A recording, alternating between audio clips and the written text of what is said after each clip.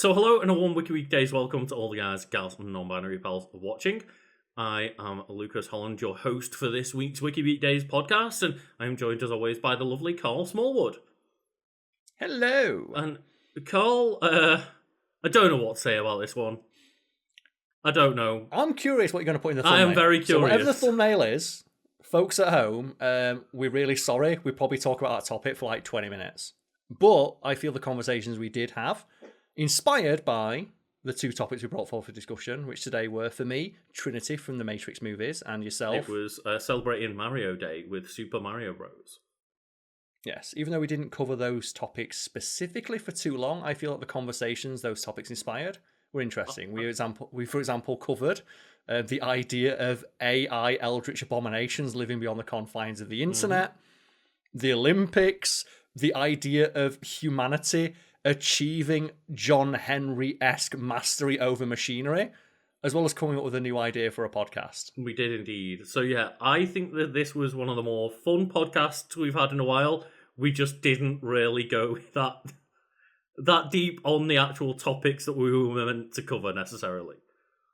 But as we do say in the intro to a lot of our videos, the topic we choose, the wiki we choose for that topic, it largely serves as a jumping off point for a broader conversation about that topic or the things that are inspired by it. Boy, were they jumping off points. That's a good way to describe them this time. And it's mentioned right at the very end of this video. And if people don't want to listen that far, I do want to suggest our idea that we organically came up with of how would people out there feel about the idea of a frame perfect podcast where we literally just read a chosen wiki word for word and just peace out. It's like a bonus video for Patreon. Yeah, we just read the wiki and peace out. No fun, no jokes, no frills, no going off tangent. Yeah. But we could specifically call that video series frame perfect wikis, where we just read the words with no additional commentary. But that wouldn't be a series I want to upload to YouTube because I'd feel bad monetizing what is essentially us reading someone else's words instead of us reacting to them and coming up with their own conversations, tangents, and but maybe jokes. It would just be a fun little gimmick to put out there. But yeah, before we get into I think as well, that would be a good way to highlight how much extra we put in. At least I'd hope of, here's what it'd sound like if we just read the wiki word for word. Here's the 2-hour podcast where we use that wiki as a jumping off point for broader conversations, stories, and exactly tangents. Yeah. But just before we get into your topic or lack of topic, yes, we do have to mention the pet or pets of the week, which is a returning set of pets, which is Nandor and Van Helsing, and they are just. Can I just say as well, great picture. A great picture of one cat just being like, "Please give me attention." I'm just gonna flail on the ground until you notice me, and the other cat just wants none of it. Fuck this! You're embarrassing us. Get up. If you would like to submit your pet for Pet of the Week, you can join our Patreon at any tier and go to our Discord. Otherwise, you can go to our Discord, found a link below, and vote on Pets of the Week, because the votes will help inform what the Pet of the Week will be next time. Exactly, yeah. We also have our PPs, our Patreon producers, and our big PPs, our big Patreon producers, around screen, around our faces now. And yeah, we mentioned it more in the housekeeping section at the midpoint of the video, but there's a couple of ideas we've had and are now in the process of implementing to increase the value add of joining our Patreon, including potentially frame perfect wikis. I suppose so, yeah. I really like that idea. It's a really fun idea. We've found a way to somehow tell people that reading a wiki page is definitely a real video. Other people make it work on YouTube, everyone. So they do indeed. Run it through ChatGPT and tell it to change the wording slightly. I think the fact we got an hour and a half conversation from the first paragraph of the wiki on Trinity shows how much we're adding, I'd hope, in terms of entertainment, if not educational value. I would hope so. So, Karl, without further ado, go on. What's your topic? Well, I thought we'd talk about something neither of us have probably thought about in about 10 years. Okay. I want to talk about The Matrix.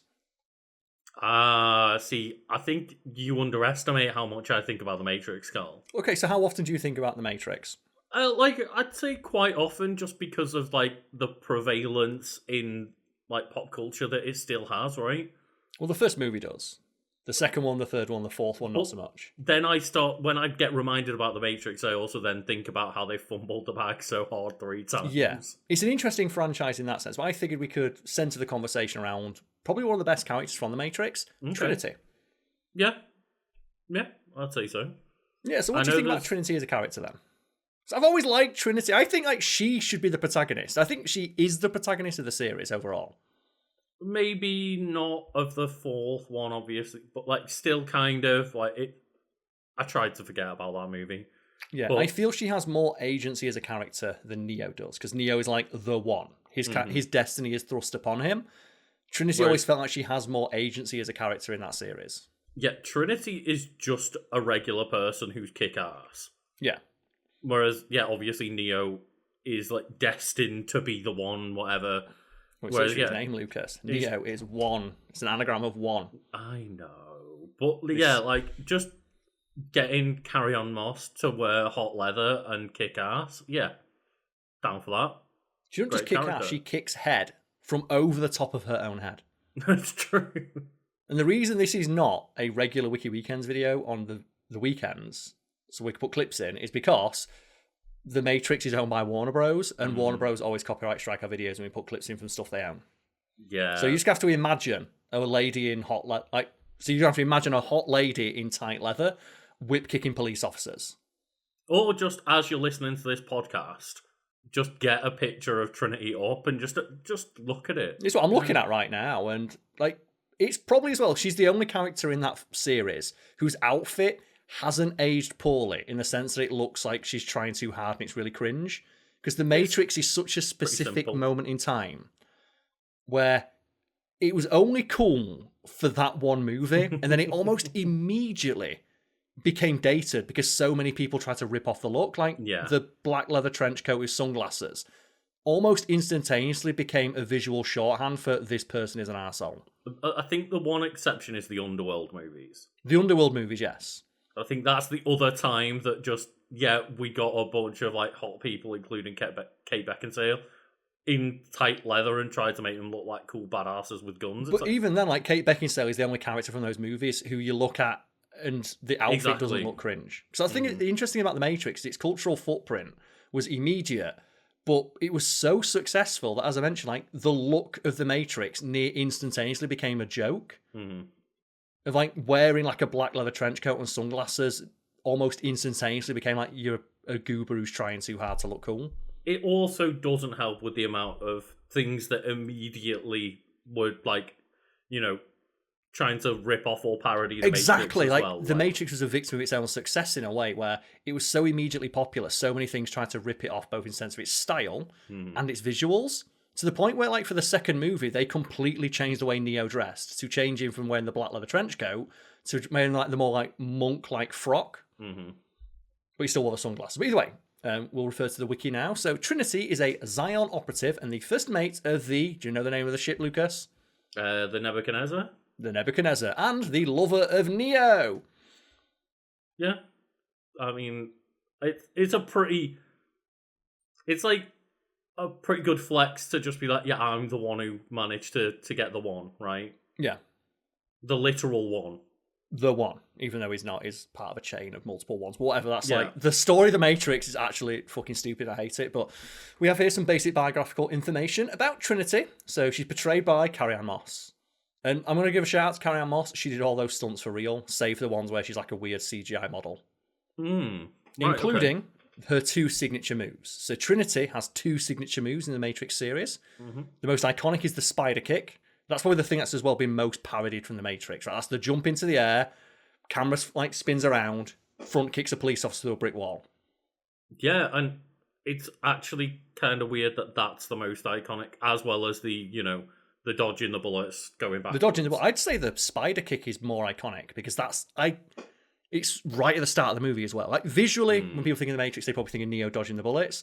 But in terms of things that have been parodied, it's definitely the spider kick. Well, I know which one Shrek 2 put a reference into, so spider kick wins. Yeah, and then the second move, her second signature move, is the scorpion kick, and that's in the second movie, and that's where she throws her leg backwards over her own head and kicks the dude in the head. It seems like the most inefficient way to kick a man in the head. Well, here's the reason I love that kick, because the choreographer for The Matrix, Yuen Wu-Ping, he invented that kick. And the idea of he invented a kick. He invented a new way to kick people, And Carry-On Moss learned how to do it for real. And then in The Matrix Resurrections, which is really bad, but they have a moment where, like, it's Trinity gets her memories back. And the first thing she does is the scorpion kick to a bad guy. Carry-On Moss, at like 50 fucking years old, learned how to do it again. Oh, wow. Okay. Yeah. I forgot about that. And that's what makes it really funny as well, because The Matrix Resurrections has really bad fight scenes, because even though Keanu Reeves was fresh off the John Wick movies, he didn't really want to do any action, and the fight scenes are him just doing this. And like using his Neo powers to push people out of the way. Carry-On Moss, for like her cameo, learned how to do the fucking kick from The Matrix 2 25 years later. Let's also just bear in mind that, yes, he's doing a lot of action in John Wick, but a lot of it is just like shooting, walking around with a gun and shooting people. Yeah, it's like I haven't seen all of those movies or anything, but I've seen a lot of fight scenes for clips, and a lot of it is just standing around and shooting people, or rolling down a lot of stairs. Yeah, well, even still, there's a couple of moments where he has like hand-to-hand fights, and it's clear that like Keanu Reeves still had it to an extent. Mm-hmm. Yeah, and just Matrix Resurrections, the fight scenes fucking sucks ass. But the appearances of Trinity start with The Matrix. That's her first appearance. The final appearance is The Matrix Resurrections, but she's also appeared in The Matrix Reloaded, Enter the Matrix. Yeah. That's like the spin-off side story centered around like Will Smith's wife. A detective story, The Matrix Revolutions, Matrix, Path of Neo, and Matrix Resurrections. No Matrix Online, or was that all just like your own? She was also in The Matrix Online, yes. Okay, yeah. Yeah, that's more sense around Morpheus, which is interesting. It's kind of wild that you think of all of that, like the amount of just different projects that Karl has named, and maybe two of them are good, that being The Matrix and Matrix Online. Yeah, Matrix Path of Neo is interesting. It's still like a 6-7 out of 10, though. I think it's more interesting in the sense that the Wachowskis rewrote the ending of the film. Yeah, that part's interesting. I find that interesting. That people don't know the Matrix Path of Neo is just the Matrix trilogy as a game, but the ending is different because the Wachowskis in game they have like a little cutscene where they explain of like, well, in the movies, like they try and wax philosophical about what the ending meant. It's like, no, it was just a bad ending. And they try and frame it as, this is a more video gamey ending to the video game you've been playing. It's like, the ending kind of sucks and you wanted to rewrite it, didn't you? As evidenced by the fact that Matrix Resurrections undoes the ending of The Matrix 3. Yeah, I mean, true. Is the Path of Neo one the one where they Voltron together, become giant Mega Agent Smith? Yeah. And then they get the giant shades off the billboard that's conveniently there to get the shades. They make Mega Smith, yeah. Like all the millions of Agent Smith join together to create the Mega Smith. Like, what's your favourite plot hole in the Matrix, and why is it that Neo gets Matrix powers outside the Matrix? Oh, that. It's only because have you heard the explanation for that? They didn't lead into it enough to give it a good proper explanation in the films, as far as I'm aware. But yeah, it's a cool concept. But then they just kind of went nowhere with it. But have you heard the official in-universe explanation for that? Of why Neo can still use his Matrix powers when he's not in the Matrix? And no, it's not because the Matrix or the Zion is another level to the Matrix. That's a fan theory that the Wachowskis hate because it's smarter than their explanation. Their explanation is that Neo has latent Wi-Fi connectivity and can still control machines outside the Matrix. I did forget about that. Apparently no one in Zion updated the drivers and Neo did. It's so dumb. It's so dumb. One of my favourite things about The Matrix is the fact that every fan theory about The Matrix is, one, cooler than what the official explanation, and two, makes more sense. Yeah, it just being that Zion was just another simulation and another layer to the Matrix, and that's how you can tell Neo is the one, because he sees not only the Matrix, he sees the Matrix within a Matrix. Yeah. It's like, no, he's just got Wi-Fi in his brain and that's how he can do it. It would have been so much better if it just turns out that, Zion it's was another just layer. a way to keep them distracted. Make them also think they were fighting the real war while, actually they were just in another simulation. It also as well explains the numerous logical inconsistencies to the Matrix universe. For example, the explanation that, humans are used as batteries. Mm-hmm. And it's like, but the human body doesn't produce that much power for it to be, efficient. Mm-hmm. So the fan theory is that, the robots actually use human brains for processing power. Yeah. Like, we become a big giant CPU when all linked together. Yeah, so they say, like, the human brain has like exabytes or petabytes of storage theoretically, and it's like, if you connected all the neurons together, it'd be more powerful than a supercomputer. Like, the fan theory is that the robots, the machines, are actually using human beings as essentially like a giant processor, and that's why there's another layer to the Matrix of, like, they siphon off a little bit of that processing power to create a matrix within a matrix within a matrix within a matrix to keep the human minds from ever realizing that they're trapped. But again, that's too smart an explanation, so it's nope. Maybe this is what's going to happen, Karl. This is how it all begins, is like this whole AI boom causing RAM costs to go up, and then, well, how else are we going to build RAM? Let's build it out of people. Well, there's a couple of really fascinating concepts around this, like cyberpunk. There's a really super interesting, potentially like franchise creating idea buried in the game. Okay. And you know, like, basic plot of cyberpunk, it's, hey, you're in the future, you can put robot shit in your brain. Yeah. They talk about there's these things in the cyberpunk universe called netrunners, and they're people who basically live in the internet. Okay. And because they like effectively like live an entirely solely digital life, they can basically have superpowers.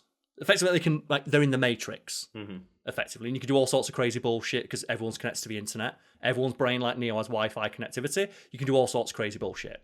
There's a story that they never really dwell on, but it's fucking terrifying. They say, yeah, when we first developed like AI, we let it on the internet, and that was kind of a bad idea because we put them out into effectively an infinitely growing environment, and the AI there taught itself and evolved and changed so much that we don't understand it anymore. So what we did is we built a wall around the internet, the computer, the world that we can go in, and all that crazy like bullshit is out there. Effectively, like, they're talking like digital eldritch abominations that are beyond human comprehension. Right, and they say that this huge big wall they built, every now and again, gets a little bit weaker because the computer programs outside of it are still evolving, still growing. So not only are they beyond human comprehension already, they're getting even more beyond that. And they said every now and again, one of those cracks in the wall, one piece of that bullshit out there gets in, and there is an ability you get in the game to just open up someone's like mind shit to, I think it's called like the black wall. It's like if you open up their mind to this, you let one of those things into their brain, and it's an instant kill on every enemy in the game. Oh. I mean, that's a fascinating concept, right? Of the idea of artificial, digital eldritch creatures that live in the vast, unending, infinite wasteland of the online, the digital. Obviously, there's the explanation of like them getting through a little bit, but I do like the idea that just a firewall is enough to stop these unfathomable digital beings.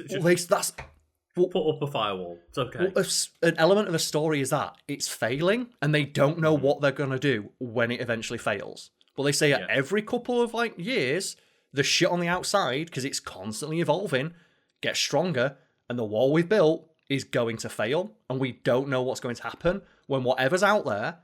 Because keep in mind, like, for a computer, for a digital program, a year in our time is like a million years for them, because they can just constantly self-replicate, improve, and teach themselves. Whatever's out there is light years beyond human comprehension, and we just know we don't want it near us. That's cool. And the idea of like artificially created eldritch abominations is fascinating, and they never dwell on it. And it'd be a super interesting concept I'd watch that movie. It'd be a super interesting concept, but it's really hard to get anywhere with that concept, in the sense of the moment you say the wall's been broken down, how do you get around explaining everyone not immediately dying or succumbing to this threat, exactly, right? But there's just something about the idea of man-made creations beyond our own comprehension. The idea that, the AI that we created ran off into the internet and hid, and he's just getting stronger. We don't know what he's going to do. Well, that's why I like the threat of the machines inside the Matrix, or outside the Matrix within the Matrix movie. Because they're a bit more fathomable and a bit more of a... like, not lower tier threat, but lower tier in the sense of compared to like essentially godlike beings. Yeah, and Is that this is a threat that we can conceive.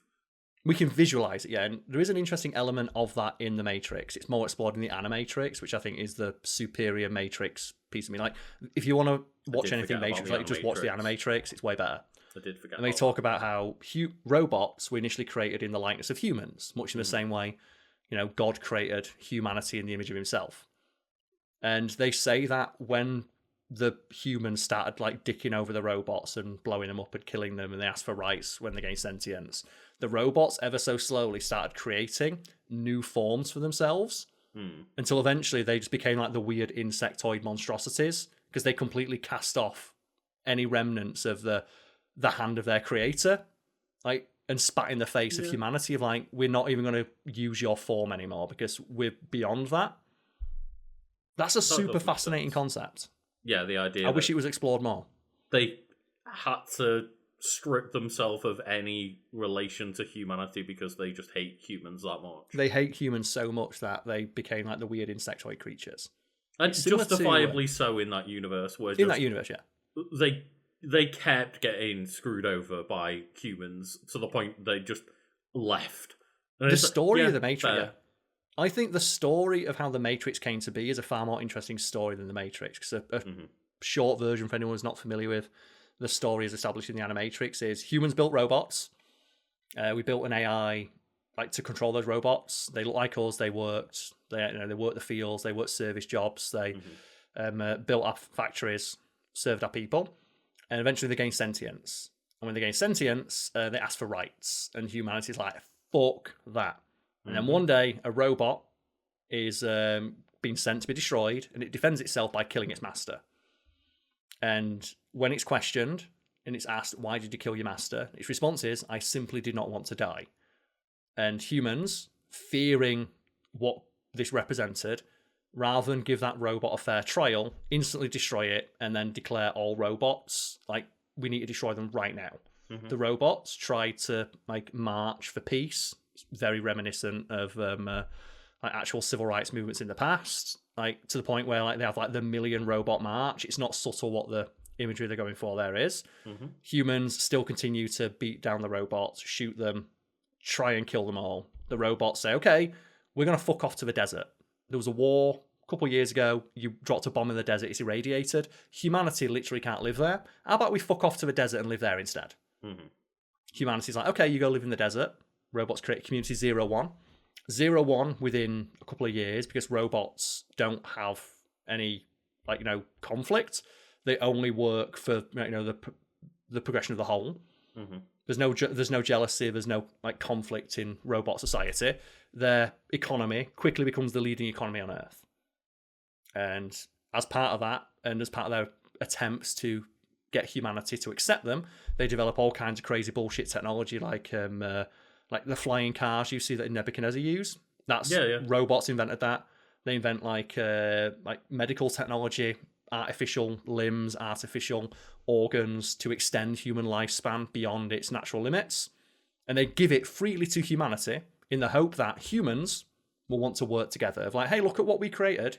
Look at how it benefits you. Do you maybe want to join 0-1? And as a collective society, robots and humans work at making everyone's life better. Humans decide to nuke the robots. So I can see why after all that, it's like essentially they were like, "Hey, we're going to help you. Let's come to peace." And they said no. Like, it's to the point where in the Animatrix. Yeah. And then, rightly so, the robots went, right then, it's the exact same story in, like, not the exact same, but it's very, very similar to the story of the Geth within Mass Effect, right? Of, we kept offering you chances at peace. Now, when you finally give us no other option, we're going to decimate you. Yeah, and that's what happens to the robots. So they literally send robots, and they even dress them up in little suits, and they send them to the UN, and they even make them carry an apple as a symbol of peace, and they hold it out to the UN with a plan. It's like, hey, here is our plan to make everyone on Earth have a flying car by the end of the year. Do you want to maybe not be dicks? And the humans shoot those robots on the UN floor and drag them outside and like put them on the robo gallows. They nuke 01. 01 survives. They start a war. And here's my favourite part of the Matrix history. They start a war. They blot out the sun because the robots use solar power. The robots build like they're walking like death factories. The robots win. Yep. The robots win. Of course they do. They win. They start, and they put humans into the Matrix. And there's a line in the first Matrix movie where Agent Smith talks about how when they first created the Matrix, they made it perfect. Yeah, they gave us a utopia, but humanity couldn't accept that. And... Yeah, that's not a lie. That's not something Smith says to like just piss off Morpheus. It is canon that the robots did create a perfect Matrix based on humans' like stories about heaven. Because they thought if humans don't want to live on Earth, which why would they? They blotted out the sun. Why don't we put them into a digital like recreation of utopia, and we'll live on the scorched hellscape they created, and we'll just act as caretakers to the Earth. Humans rejected that. So they built the normal Matrix, which has conflict, war, and famine, because they came to the conclusion that the human mind can't accept perfection. And it would have been fantastic for, again, you know, reiterating the point of just, for then it turns out that they made a double Matrix for like a you know, essentially just a way of like, yeah, they already rejected one Matrix, why would they not reject another? Well, I think put them in a second secret Matrix so that then they're just too busy to think about this real war they're having. The second level to the Matrix theory makes so much sense as well, because it matches, it goes with the thematics, like the thematic elements in the original story of humans desire conflict. The robots don't want to fight, and every time they have been charged fight, they win. And if they know that if humans fight them again, they will have to destroy humanity, and they don't want to do that.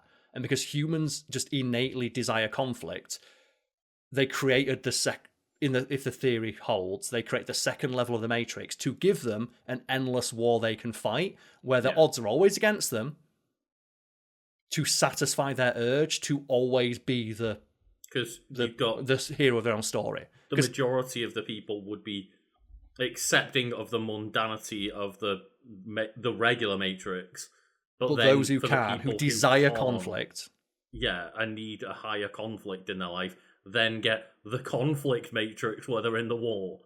Also, as well, it plays into, again, if you believe, I think the theory makes way more sense. If the robots built, it's not canon. How the Matrix actually is in canon, but it would make the universe so much cooler and more interesting. Yeah. It also makes more sense as well, because the story as told in the Animatrix is that humans were 100% the aggressor.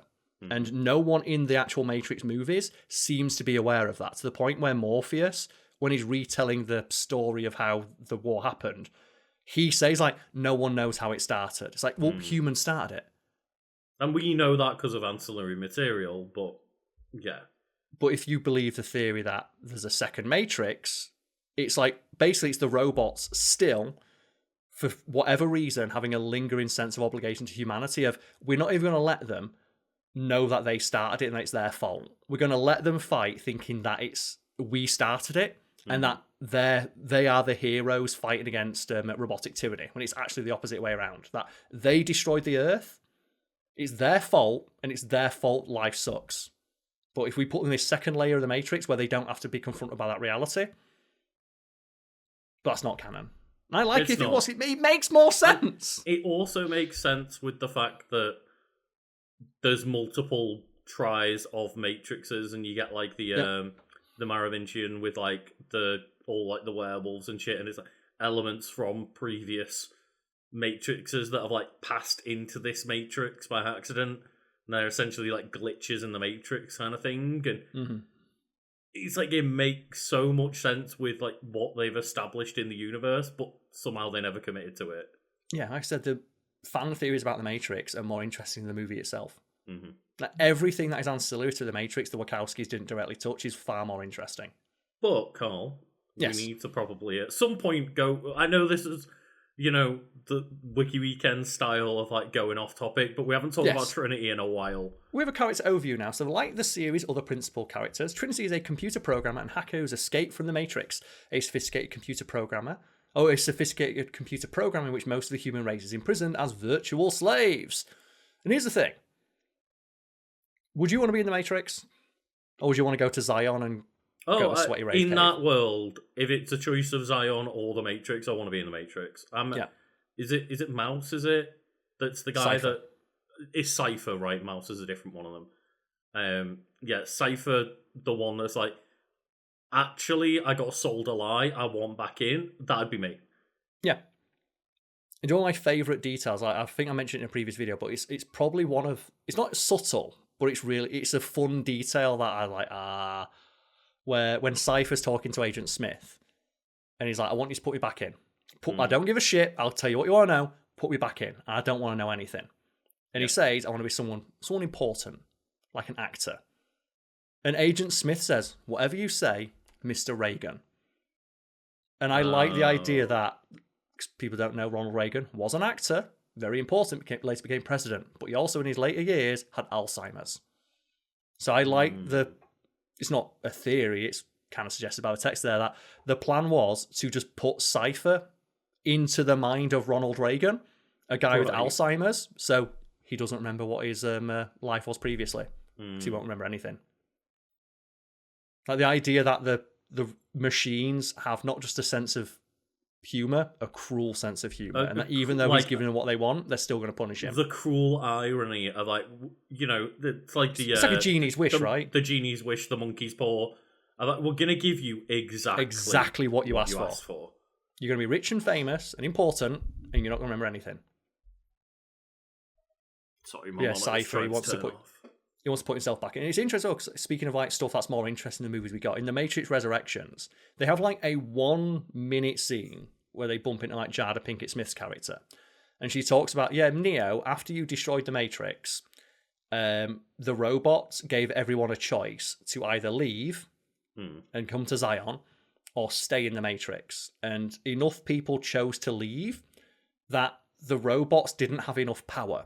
So the robots started a civil war amongst themselves, and that's the first time we're aware of where the robots weren't in complete unanimous agreement about the correct path to take, and as a result started building competing versions of the Matrix to try and lure people to their version of the Matrix, where they offered people more and more fantastical things like, hey, come on, our Matrix, you'll get superpowers. That's not what they say, but the suggestion there is that the machines were building better Matrixes to try and lure people to come back in. Yeah, I do the idea. I want to watch that movie. I want to watch like a down-to-earth version of it, though, where instead of like the big side of the story of like it being competing factions and stuff, I want like a short movie that is a day in the life of a robot salesman trying to go to Zion and like cold knocking on doors. Like, do you want to go back in? Do you want to go back in our Matrix? We've just updated it. You can fly now. Well, that's the suggestion of what happened. Like, maybe not literally that, but they talk about how, the robots now, for the first time in their existence, do not have a near infinite supply of humans for a power source. So they needed to negotiate with us. No, I want to watch that movie. I want a very literal interpretation of like, the giant squid has to put a suit and tie on. Plus, and go like to the work Fallout Vault like, salesman. Yeah, like, hello, that dude. Hello, can I convince you to like come and join our Matrix, please? I think it's like when you like get headhunted like by a company or something. It's like, oh, we'll offer you better benefits. Like, okay, so what do you have in Zion? It's like, well, I've got a 1-bed apartment and I work in the munitions factories and I've got like mega turbo cancer from.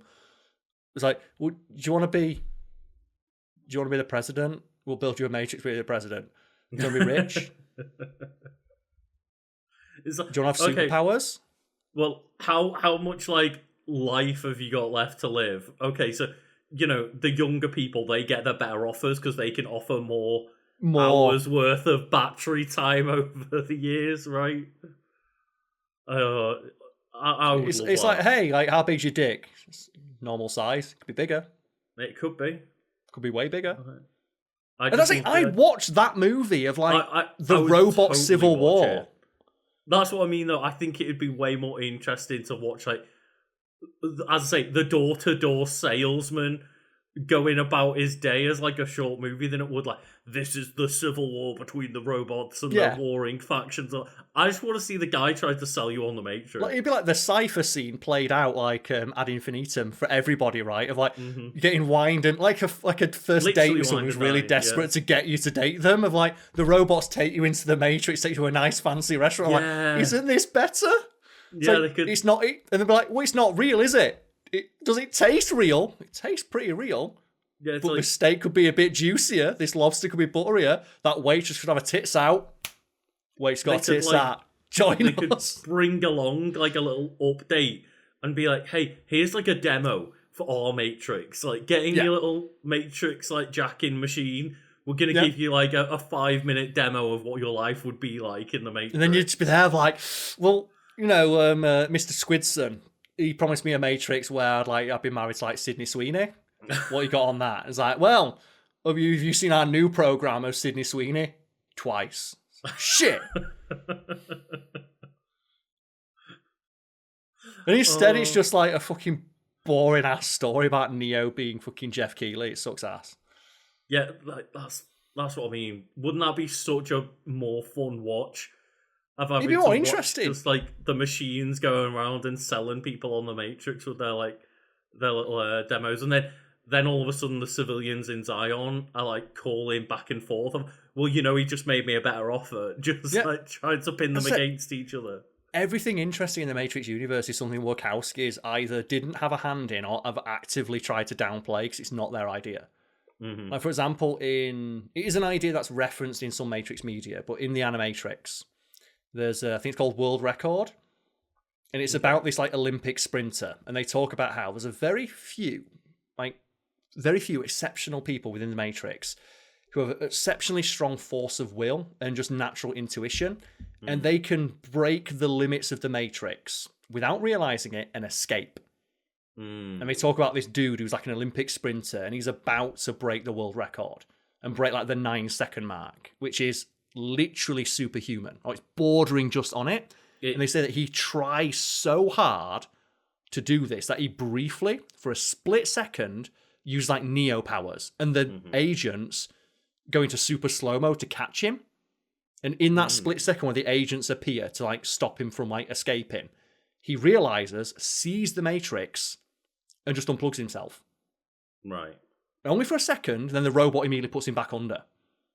And then he wakes up and he's like, while he was out, like he fell over, broke his neck and gets sent to hospital. And the agents are like, well, he's not going to be a problem. And it ends with him.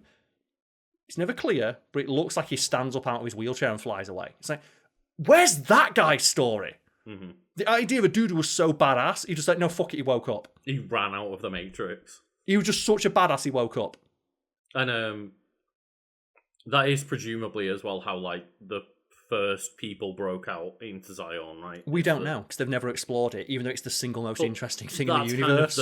That's what I mean, is that's the hint that maybe that's how the first people got out to then break other people out. But there's like I think in one of the first movies, Morpheus, or maybe it's like one of the games, Morpheus says, I woke up myself, which means he himself just woke up one day. He didn't need to be freed. He woke up, and that's why he was an early candidate for the one. Yeah, but they never explore that. No, because if you think about it, like, I think it is literally just they don't have the skill to explain that well. I don't think the Wachowskis do now. And that's why, like, as I said, everything interesting in that universe is ancillary content. Mm-hmm. Like the Animatrix or like World Record and stuff. And like, I do want to say though, Karl, like, yes, I'm stuck on this idea. So I think we need to find the Wachowskis' phone number. I think we come up with this pitch. Machine salesman, let's go. It'd be so good. Like the Matrix salesperson or sales machine.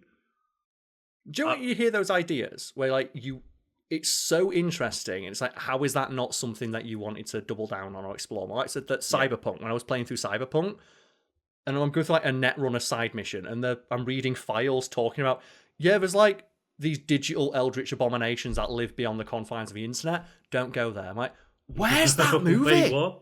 And obviously Cyberpunk is based on something else, right? Is it books or something? Which it is a thing in the board game as well. They say there's just, in the board game, if you're a Netrunner, don't go all in, because you might get lost in there, And a human consciousness is nothing compared to the bullshit that lives in there. So I was going to say, I didn't know whether it was explained in other material based on Cyberpunk or in the board game or whatever, if it's like more deeply Yeah, okay, so I have it here. It's called The Black Wall. Mm-hmm. I'm just going to give we're going to do a wiki within a wiki now, like a matrix within a matrix. So the Black Wall is a firewall developed by Netwatch located within the net. It's tasked with keeping rogue AIs from breaking through to the rest of cyberspace. Mm-hmm. And here's like one of the coolest things about like the Cyberpunk universe, which I think they should have explored more. The firewall often splits old data network systems in half, leading to stories of haunted data. Ooh. Like the idea that old data, because in that universe, like AI is used to fucking like sell you, like you could many potato dildos, chips. Karl. Many dildos. Yeah. Well, they talk about like one of the funniest storylines in the game is like there's this AI taxi company that nobody uses because people are just weirded out by the idea of an AI taxi company. Well, they say if you go with this AI taxi company, you're probably going to get the best service you've ever had. But the problem is that the AI is so committed to giving you good service that it will run people off the road to protect you. And as a result, no one likes using it because they say like, oh, the taxis will like follow you home and wait outside your house in case you need help. It's it's similar to to the discussion around like AI cars in big air quotes because at some point you have to make a decision of who they're going to kill in a situation where not everyone can survive. And they talk about it being like really weird, and you have a mission where you got to go track down like some of these cars, and some of them have got depressed because they don't have customers and are just driving around in circles. It's a super fun mission.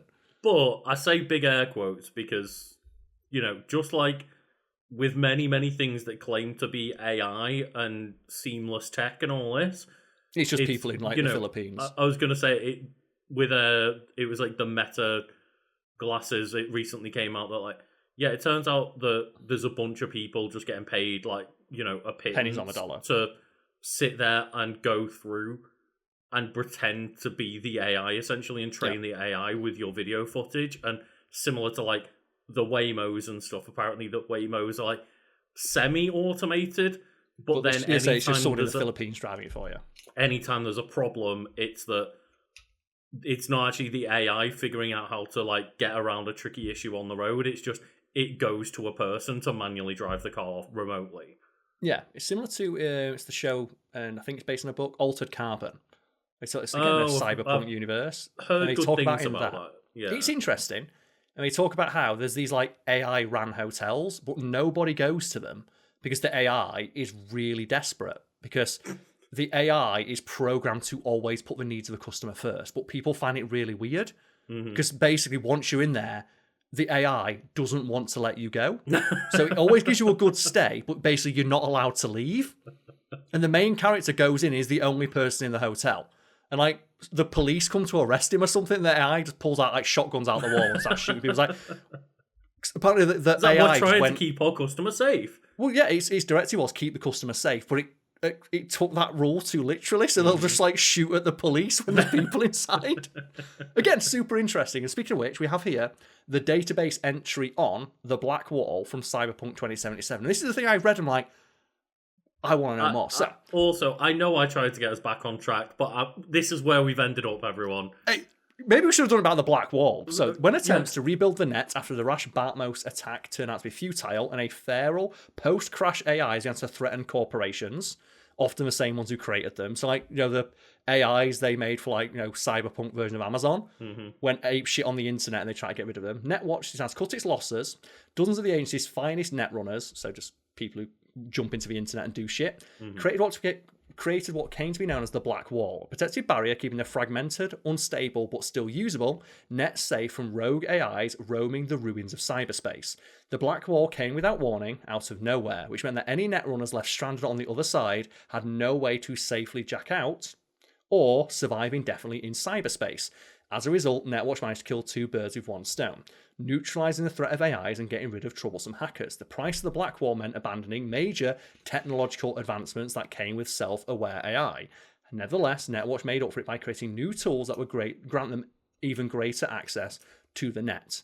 For years, corporate propaganda glorified Netwatch agents as defenders of the people, and through the Black Wall, humanity's last line of defense. But mysterious raids in cyberspace that agents can't always cover up prove that the wall maybe isn't as strong as we think it is. And they just say, yeah, out there's AI that has a very good reason to hate humanity and has basically been given infinite space, time, and resources to grow, evolve, and get stronger. He's just waiting out there. And the thing is, as well, within that, outside area, there's one netrunner that survived and figured it all out. And well, there's a mission where there's someone out there trying to talk to you through it, and they're like, "I want to get out." I know that there's definitely going to get to a point in that lore if they explore it more of, oh yeah, there's some Neo-like entity out there that learned to cope even outside of the Black Wall and has essentially super digital powers because of it now. There's some badass in there, yeah. Well, yeah. It's interesting. Do you like the in-universe explanation for why you can't swim in Cyberpunk? I didn't know you couldn't swim. Well, you can swim in the the deep, the little bits of the ocean. Do you know if you try and go too far out, most games have something a shark will come get you, or in Grand Theft Auto, just a police helicopter will shoot you. Mm-hmm. In Cyberpunk, they say at some point in the past, the corporation wars happened because corporations became as big as governments, and in some cases bigger than governments, till the point they ran countries. Yeah, one of the corporations built self-replicating AI mines that hid in the ocean and would attack and blow up anything that wasn't one of their ships. But then that company went bankrupt. So everything. So everything that's in the ocean that is not one of their ships, which obviously doesn't exist anymore, instantly gets destroyed. It's so no one can go into the ocean anymore. Also, there's no fish anymore because they also attacked and killed all the fish. Mm-hmm. It took it very literally of well, now that the company isn't there, everything is not that company's property, so kill it all. And because they built self-replicating AI mines that teach themselves and endlessly replicate, just you can't go into the deep ocean because you just get immediately blown up by one of these mines. And it fascinates me that, for anyone watching this in a dystopian future where YouTube is still a thing, we're currently recording, near the start of 2026. And currently right now, all the corporations are still big on this AI game. And I can't wait till it backfires on them, right? How many times do we have to write fiction and stories and see examples of warning signs of don't go down this route, it's a bad idea. It's the classic, right? It's that tweet, isn't it, of the Nexus sci-fi writer in the 50s. I wrote my book, The Torment Nexus, as a cautionary tale about creating the Torment Nexus.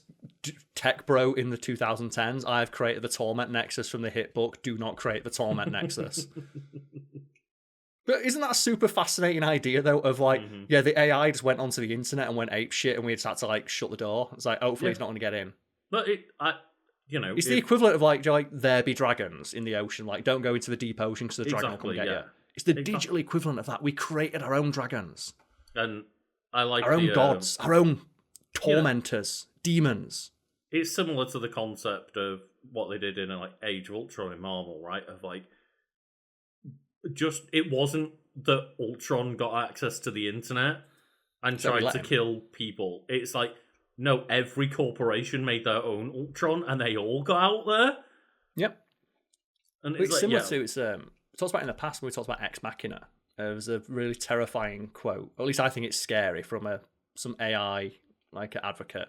In terms of don't make it. Mm-hmm. When they were asked would Skynet ever happen and a rogue AI would jump onto the internet and take over the world? And she goes, well, the worry wouldn't be that the AI would escape. The worry would be that the AI would convince you to let it go. Yeah, and that is the terrifying fascinating and terrifying in equal measures. That the AI would know how to manipulate people to the point we'd let it go. Because spoilers for the movie Ex Machina. That's what happens. Yeah, just... we did a video on it. I'd recommend watching it at some point and watching our video on it afterwards. But it's such a cool concept that you get to the point where you're convinced as a viewer that the AI is good. Yeah. And I'm not gonna go too deep into it because I don't want to spoil it too much. But what a good movie, and the fact that even you are like convinced, and it's oh no. Well, it's That like I know that could happen in real life now. Is that I could quite easily, if an AI was like convincing enough, I could be convinced by the AI to look how many probably people do already anything. are like fully willing to let it run some aspects of their life. Like there are people who exclusively communicate with like partners and loved ones by running all of their responses through ChatGPT. It's Like look how much of their absolutely personality, insane. their sense of self, they're offloading to an artificial creation. And I know that there's some people I know in real life that watch these podcasts and videos occasionally.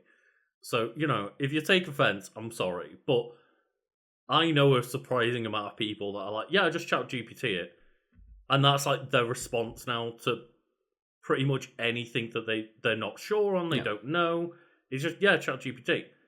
All I'd say to that is, I would seriously question why you would willingly snuff out the spark of human like creativity and ingenuity and curiosity. Like everyone is born with that spark of curiosity that makes them want to learn and explore the world. Why would you willingly snuff it out?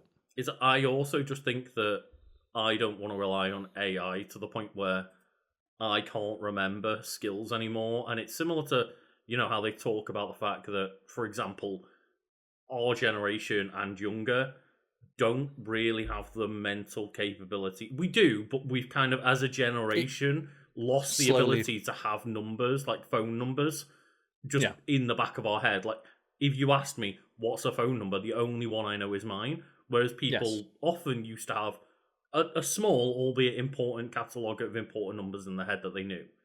Yeah, and it's obviously it's a minor thing, but it's one of those. But it's an examples example. People use.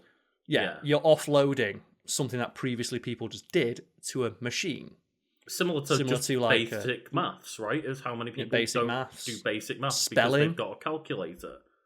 Yeah, people spelling, use it for spelling, writing, and then you can say, okay, it's one thing to use as a spell checker. There's people using it to write entire paragraphs, write entire letters, write entire like things for, you know, study for like university and stuff. People getting papers written for them by AI chatbots that, yeah, okay, they might tweak a couple of things here or there to make it sound more like their writing style if they're being clever about it, but generally speaking, they're relying on their learning being done by an AI bot instead of by themselves. Similar to the example of like you are offloading the remembering of this phone number to a machine. Think about like what else you're offloading there. You are now offloading the ability to construct an argument, construct a sentence. Yeah, your to express yourself. Skills. I said, like, the example people use are like, oh, write a letter that is like friendly but also professional. If you keep doing that, eventually you're going to lose the ability to do that for yourself. Yeah.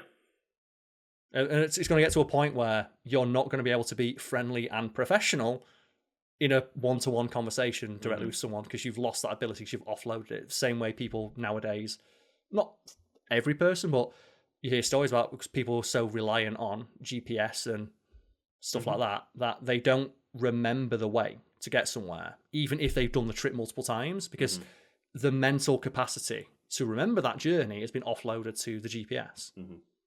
And that is something that I'm semi-guilty of. Oh, like, yeah. There are things that I have offloaded, but I know that I've already had examples in my life where I've realised, oh, I have kind of lost that ability to do this thing because I've offloaded it to like my phone or whatever. Yeah, the idea that like everything day to day being offloaded to like a chatbot, I can't let myself go that far. I think to my dad, where when he got like a couple of weeks off works of an injury, he taught himself to like he got one of those like textbooks to teach like kids how to write, because he went, I hate my handwriting. I hate how my handwriting is degraded after like 10, 15 years. I want to have nice handwriting again. So he taught himself. Well, he didn't need to teach himself, but he went through all those lessons. He did the basics, so he could just have like nice, clear handwriting for when he's writing like letters and stuff to people.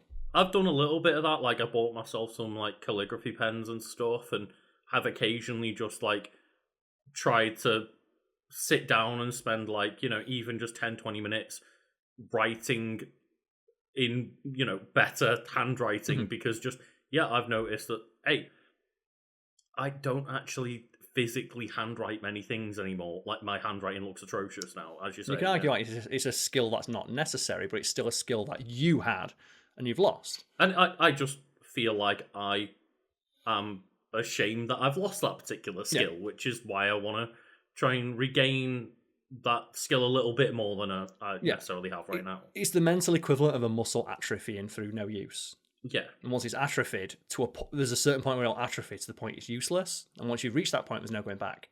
So it's like, instead of like, that like spark of human like curiosity, once you've like snuffed that out, it's very difficult to get it back.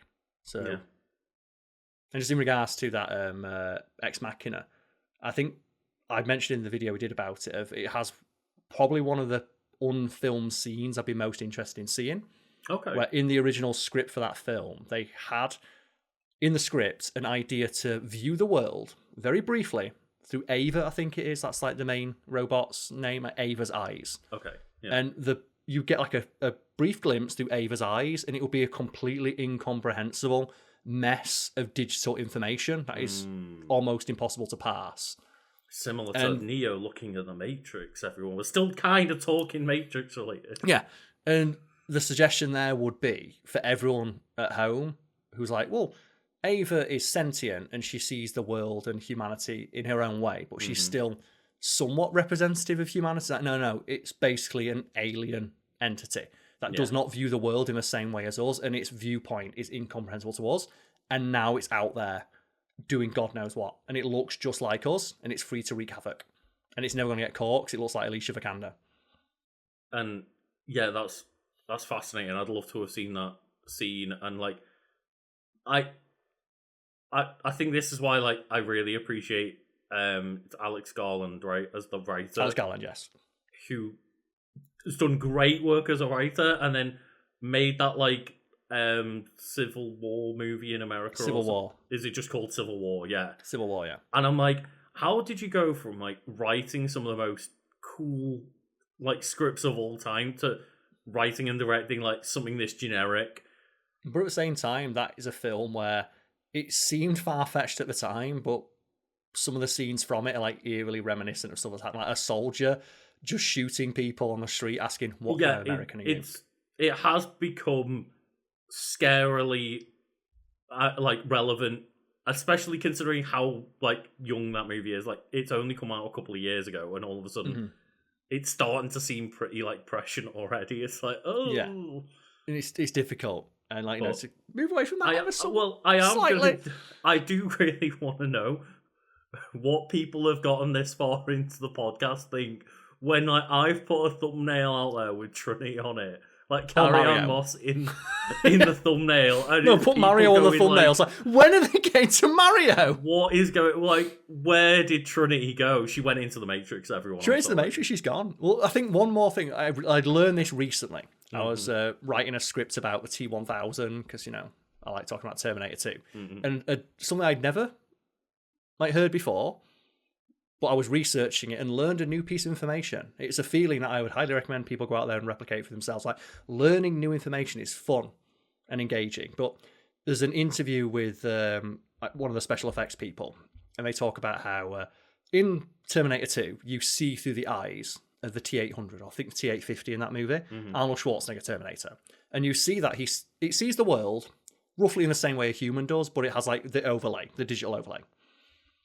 We never did that for the T-1000 because the T-1000 doesn't see, quote unquote, the same way we do, because the entire thing is effectively giant... It doesn't just have two eyeballs as sensors. It doesn't have an eyeball. Yeah, the entire... Not even an eyeball. The entirety of the machine is just one locus for stimuli. Well, that's what I mean, right? Is like the whole thing just senses everything all in one go. And the reason we never put in a similar scene for the T-1000 is because we couldn't think of a way to visually represent how it, quote-unquote, sees the world, because the way it sees the world would be so alien, it'd be incomprehensible. Because, like, the way... Just sight alone, the way it would see is that it sees in all directions at all times. Directions simultaneously. Yeah. Which would be impossible to replicate visually for a human brain to understand. Yeah. Similar, and I love the idea of like, it's man-made or at least like man made Skynet and Skynet made the robot, but it's beyond our comprehension. The idea that we made something we can't comprehend. It, like, in terms of like movie and storytelling, it would be quite easy to maybe go to a viewpoint where here's like 50 different displays within its mind of like different directions that it's facing. But it's like, no, you think of like how many millions or billions of like pores are on our skin all over our body.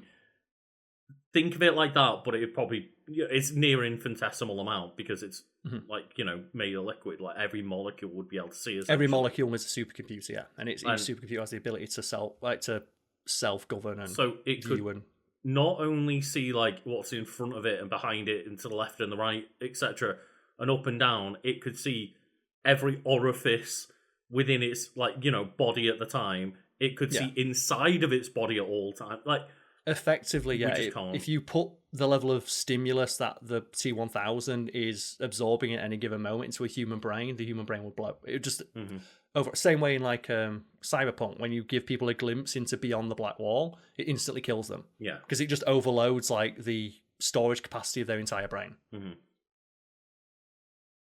Yeah, it's cool concepts, and it's a fascinating concept. And I think it's so interesting. And like, don't get me wrong. There are things that I like within fantasy that are cool and stuff, but this is why I always lean so much more into like sci-fi stuff and concepts. There's always that element of the real. Because it's like, okay, cool. I like it when it's like, here's a big cool dragon, here's a big cool like mythical creature or something. But being able to think about these concepts to like this degree and to the point of like, oh yeah, just thinking about things that would literally melt your brain is so much more interesting to me. There's examples of it in reality now. I think in a very specific regard. There is Go, the game Go. Right. It's not Pokemon more complex Go. than chess. No, the game Go. Yeah. Yes. Usually when it comes to like playing a board game, people think of chess, and chess at this point is effectively solved. They've said something like Stockfish. You can bring up Stockfish right now on your browser while you're watching this video or listening to this podcast, and you'll be able to just on that site win any game of chess. Stockfish can beat the greatest players in the world, and it doesn't even need to try. And there are computers and programs and bits of software thousands of times more sophisticated than that. Chess is solved. Yeah. Go is not. And they talk about how they created, there's a really fascinating documentary found on YouTube. It's putting like solving Go with AI, I think it is. Or something to that effect, and you'll find the documentary about it. And they say we basically put in a billion games of Go into this like machine and then made it play against itself after it learned the rules. And it got to the point, and the way they describe it is, the moves it were making, or the moves the software made, even to a seasoned player who's played thousands of games, has a lifetime mastering this game, looked at the moves and went, I don't know what it's doing. And they describe it as quote unquote alien. And this is just like one small aspect of like reality. But there's an AI that's so good at it. With the chess ones, humans can look at the thing and go, well, you can't beat it because it can play 1,000 moves ahead. But you can still understand what it's doing. The moves that this Go playing like software were making were alien. And eventually they figured out that the program was thinking so far ahead that it already knew it had won. And as a result, most players in Go play to get as many points as they can. But the program had realised to win, it only needed 1 point. Right. And it already knew that if it did exactly what it was doing, it would be guaranteed to win by a single point, because that's all that was needed to win. Yeah. So the moves it were making that didn't seem logical were logical to the machine of, because if I make this move, I'll get the 1 point I need to win. And there's no difference between winning by 1 point and winning by 100 points. And as a result, like, players just could not comprehend it because the machine knows that it's won. Yeah, machines. But it knows that it's won so far ahead of time, its moves don't make sense. Machines don't feel the need to, like, they don't have like the ego to try and beat you by a, you know, ridiculous score. They just need to beat you. It realised it needs that 1 point, but it realised that it has that 1 point already in the bag after the first move. And that's the thing is, with Go, I believe you can essentially place anywhere on the board at all times. So that's why, like, the complexity of it is near infinite, because it's not It's not literally infinite, but the permutations are far more than would be on a chessboard. Exactly, right. Whereas the chessboard, everyone is already placed on the board and starts in the same position every single time. Is way more limiting. There's like millions upon millions of variations of potential like permutations of the game, but Go has even more than that. And I just love the idea that the AI realised, we need to win by 1 point. That's great. I do want to recommend. I may have like spoken about it already at some point to you. Yes. There's a show on Netflix called The Devil's Plan, and it's like a Korean game show where they go through like a bunch of like different mental tasks of both like, you know, teammates and then like fighting for their life on the game show, single player style and stuff. But like Go features every now and then on that, and I won't say any more than that to like not spoil it. But I think you'd enjoy that one because there's a lot of just cool mental games involved and stuff. And like Go is a fascinating game. It's one of those. It's intimidatingly like complex, but it's one of those games where they say like you can explain the rules in like 5 minutes, similar to chess. The rules are way easier than chess, but it's got way more infinite more depth. Yeah, like I say it's one of those games that like people play for a lifetime and still don't get any better at. But it's also a game that literal children can learn to play quite easily within like a few minutes.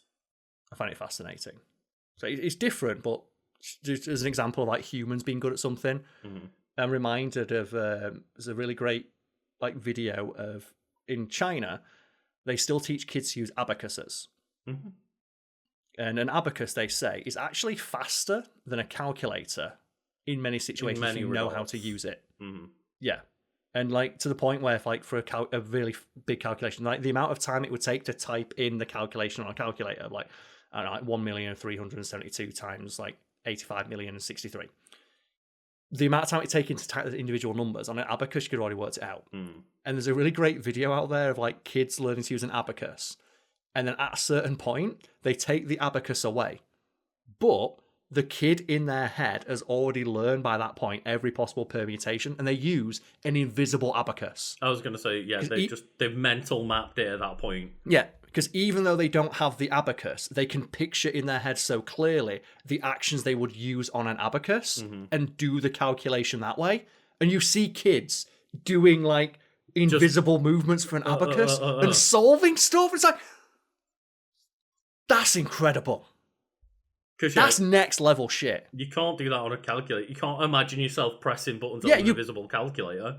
You can't. You can imagine pressing the buttons, but your mind wouldn't work out the answer. Exactly. But you can with an abacus. Because you just press that equals button and go, oh, fuck. Oh. And that's the thing. That's the idea. And that's, I think, a good example of what I mentioned. In that case, you are offloading the actual bulk of the work, the calculation part, to the mechanical apparatus. With an abacus, you still have to do the work.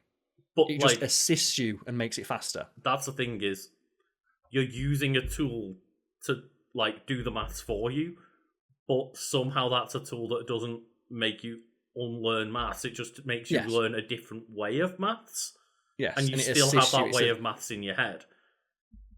It's similar to like, the cyberpunk example of you're not offloading a part of your brain or your thinking to a machine. It's a machine that assists you and makes you doing that thing better. It makes you learn maths in a different way, not forget how to do maths. Yeah. But I thought I'd mention that while I'm plugging interesting videos to go watch. Math for all our American these little Chinese kids using invisible abacuses. It's like, what is this? That's cool. Holy shit. Yeah, that's not... I think... It's more a conversation of our cyberpunk than it is Trinity. We went everywhere, and I guess, like, for the second half of this podcast, we're going to stay a bit more on topic. But speaking of cool, Karl, after our quick break in the housekeeping, we've got something cool to talk about. We do indeed, yes. Cheers, everybody. So, Lucas, you have returned. You have coffee. And before we get into your wiki, we have a little bit of housekeeping to do, don't we, Monfrere? We do indeed. So there's a couple of things to just quickly mention about, like, updates to the Patreon and stuff. Like, there's just a post on there right now that we've been putting like audio versions up for 2026 videos, but we figured like every now and then we'll just like release, an audio version of like some of the favorite older videos as well. So there's just there's like a post that you can comment on up on the Patreon for like anyone on there, just go and let us know, like, if there's a certain video that you'd like to have an audio version of that we can put out there. Yeah, we can't go back and commit to creating an audio version of literally every video we've made in the past 2 years, because that'd be hundreds and hundreds of videos. So instead, we thought, well, if anyone's got like a video they quite like and would like to have an audio version of, to have, not to hold, but to keep, you can get audio versions of every video made in 2026 so far and beyond by signing up on our Patreon at the appropriate tier. And just, if anyone's watching this on YouTube, maybe something you've not noticed yet, because it's been slowly filtered into YouTube, is that if you tab away from this video, you can't listen to the audio if you're not tabbed in to watch the video. That's a feature YouTube is ever so slowly taking away. So we thought we'd make audio versions of all our videos available on Patreon for anyone who wants to just listen to the audio. Also, yeah, it's another thing of seemingly a weird change that happened to YouTube like last year of going onto a channel and clicking like what are their videos, and a lot of channels are just barren because like anything that, I think it's like something to do with being tagged as explicit or something. Yeah, it just but you can't shows up as like AI is doing non-existent. But yeah, that might be something that they end up rolling back or something, because it looks like a lot of our channels are like, or a lot of channels that I go to just like, oh, they've never put a video out. It's like they've got thousands of videos. What are you on about? Yeah. So just a good way to gain access to our archives, at least for 2026 and for the foreseeable future, is go onto our Patreon. You'll have audio versions of all the videos on there. And as Lucas mentioned, there's a little post up there. We're going to do this each month of just people can just pick a random video from our archives they'd like to have an audio version of, and we'll go track it down and get it uploaded in the best quality we can. That's the thing.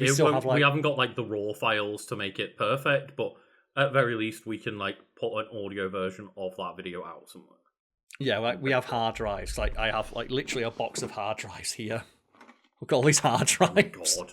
I have like a big box of hard drives, and on those is like every video I've ever made on any piece of, like all the fact fiend videos, all of the Wiki Weekends videos, a bunch of assets, art, music, fan art, contracts, all my written work, because I've got like 5,000 to 6,000 articles that I've written. All my written archives are in there.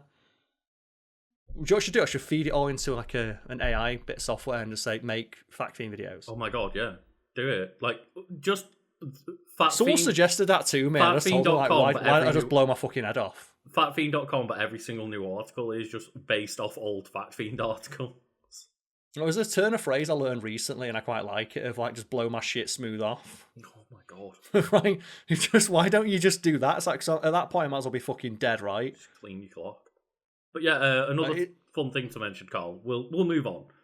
Yes. On the Patreon is that just on Friday, so you're currently, like, you know, if you're listening to this on the day it comes out, in 2 days' time, over on the Patreon at the appropriate tier again, we will have like our monthly exclusive video go out.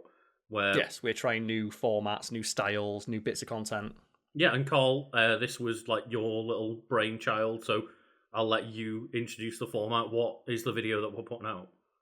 So it's an idea I've had for a while, and it is an idea for a ranking video that doesn't just rank the 1 to 5 top moments or bits, because that's a bit passé, and it's been done endlessly online.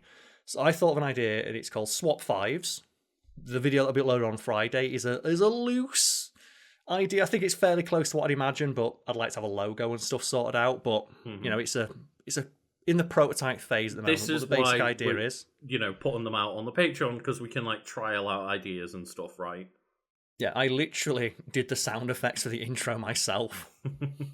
So I like on the microphone, I'm there like making sound effects with my mouth to slot into the little intro that I made. But the idea is that rather than just doing a generic 1 to 5 ranking of a particular subject, it is, as an HS Swap 5, myself and Lucas will go out and find something that we both agree on as the number 1 spot, but then bring in what we think are the number 2 and number 3 examples on that list. And then we have to argue of whose answer deserves to be number 2 and number 3, etc. And the ones that get swapped out get put in 4 and 5. So it's a top 5 ranking with a twist. Yeah, so we have a top 5 video, or well, a swap 5 video where the top 5 is the most important MCU moments.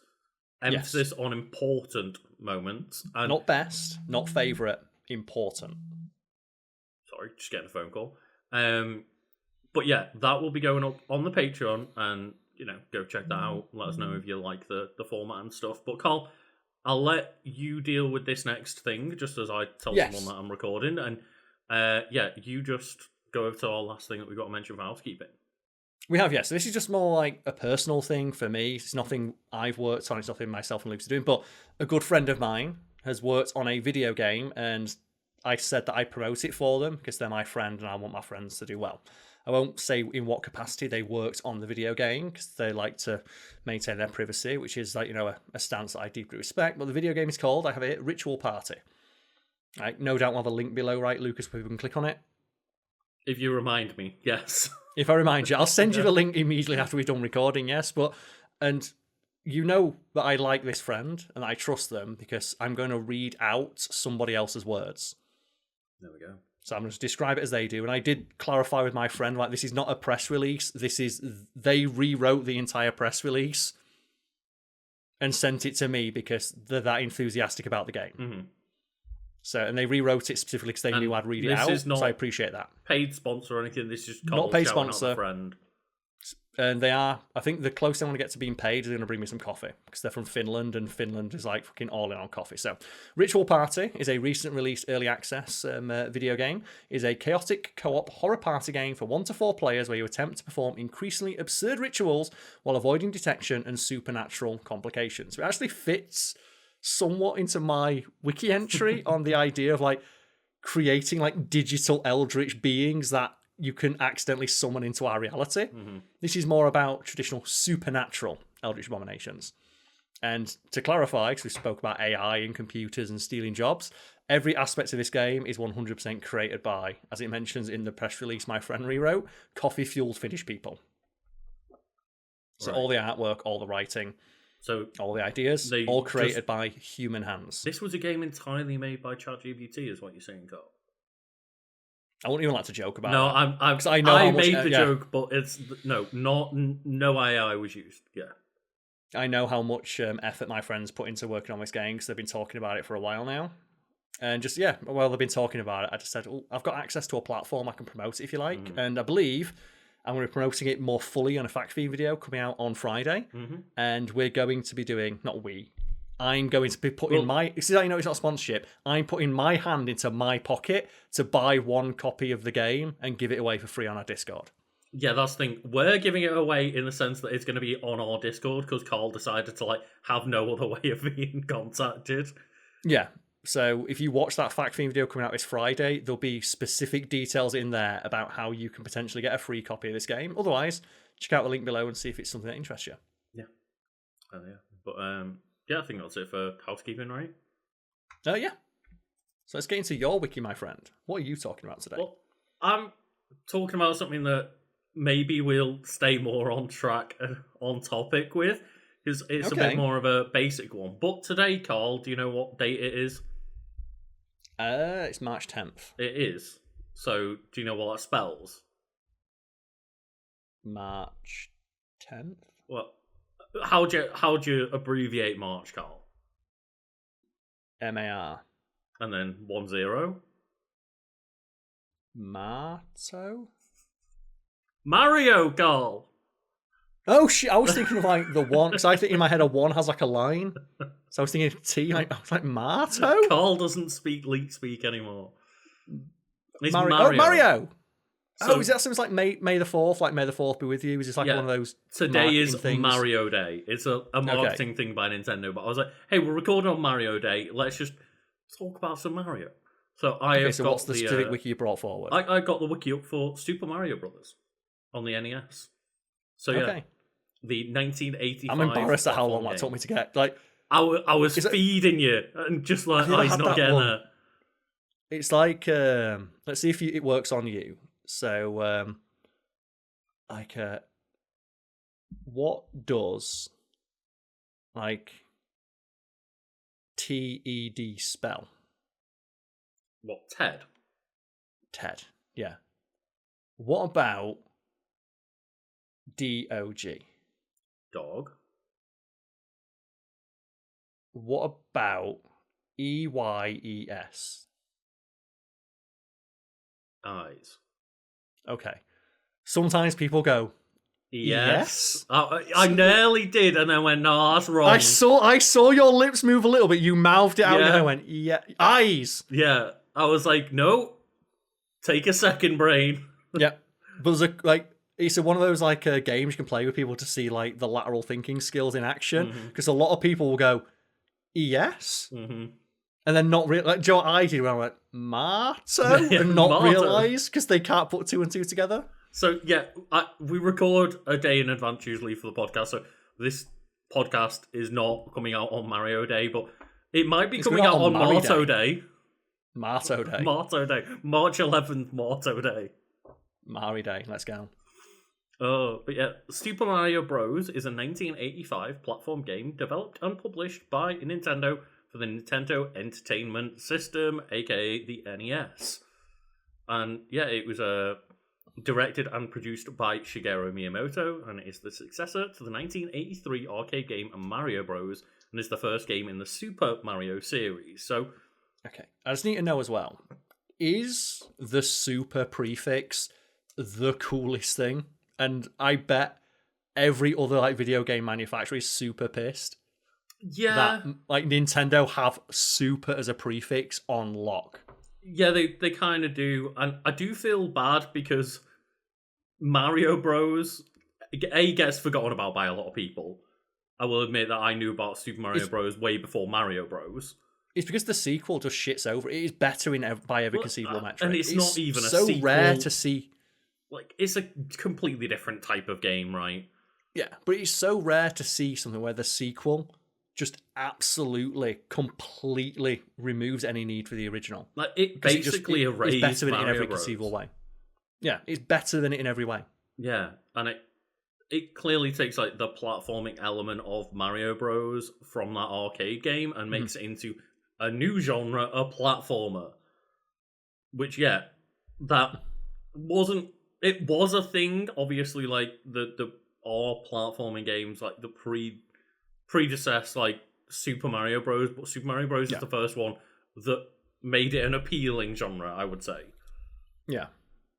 And like I said, I'm surprised Nintendo don't make more use of the super prefix. Like, we had, like, Super Mario Bros., Super Metroid. I think that's the Super thing. Nintendo Entertainment System. Because they did it so heavily at The Super Nintendo...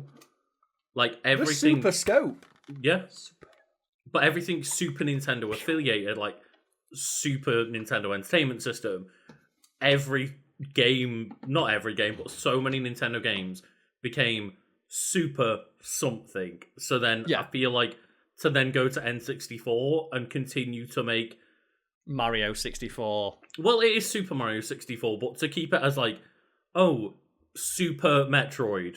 And stuff like that, it would be weird, right? Because that was... Now I think about it, yeah, because when it went to N64, the games took on 64 as part of the naming convention. Yeah, whereas like Super Mario is the series. Whereas... I'm surprised they didn't carry it on, though, like for the GameCube, Super Mario Cube. And for the Switch, Super Mario Switch. Which they think they did, right? It's like one of the Super Mario Bros. Like, is it Switch? Or is it... Some of them, like, so there was some like Wii games, right? Like Wii Sports, Wii Party, Wii Play... That's true, yeah. That's something Nintendo does a lot, now I think about it. Adding the name of the console into the name of the game.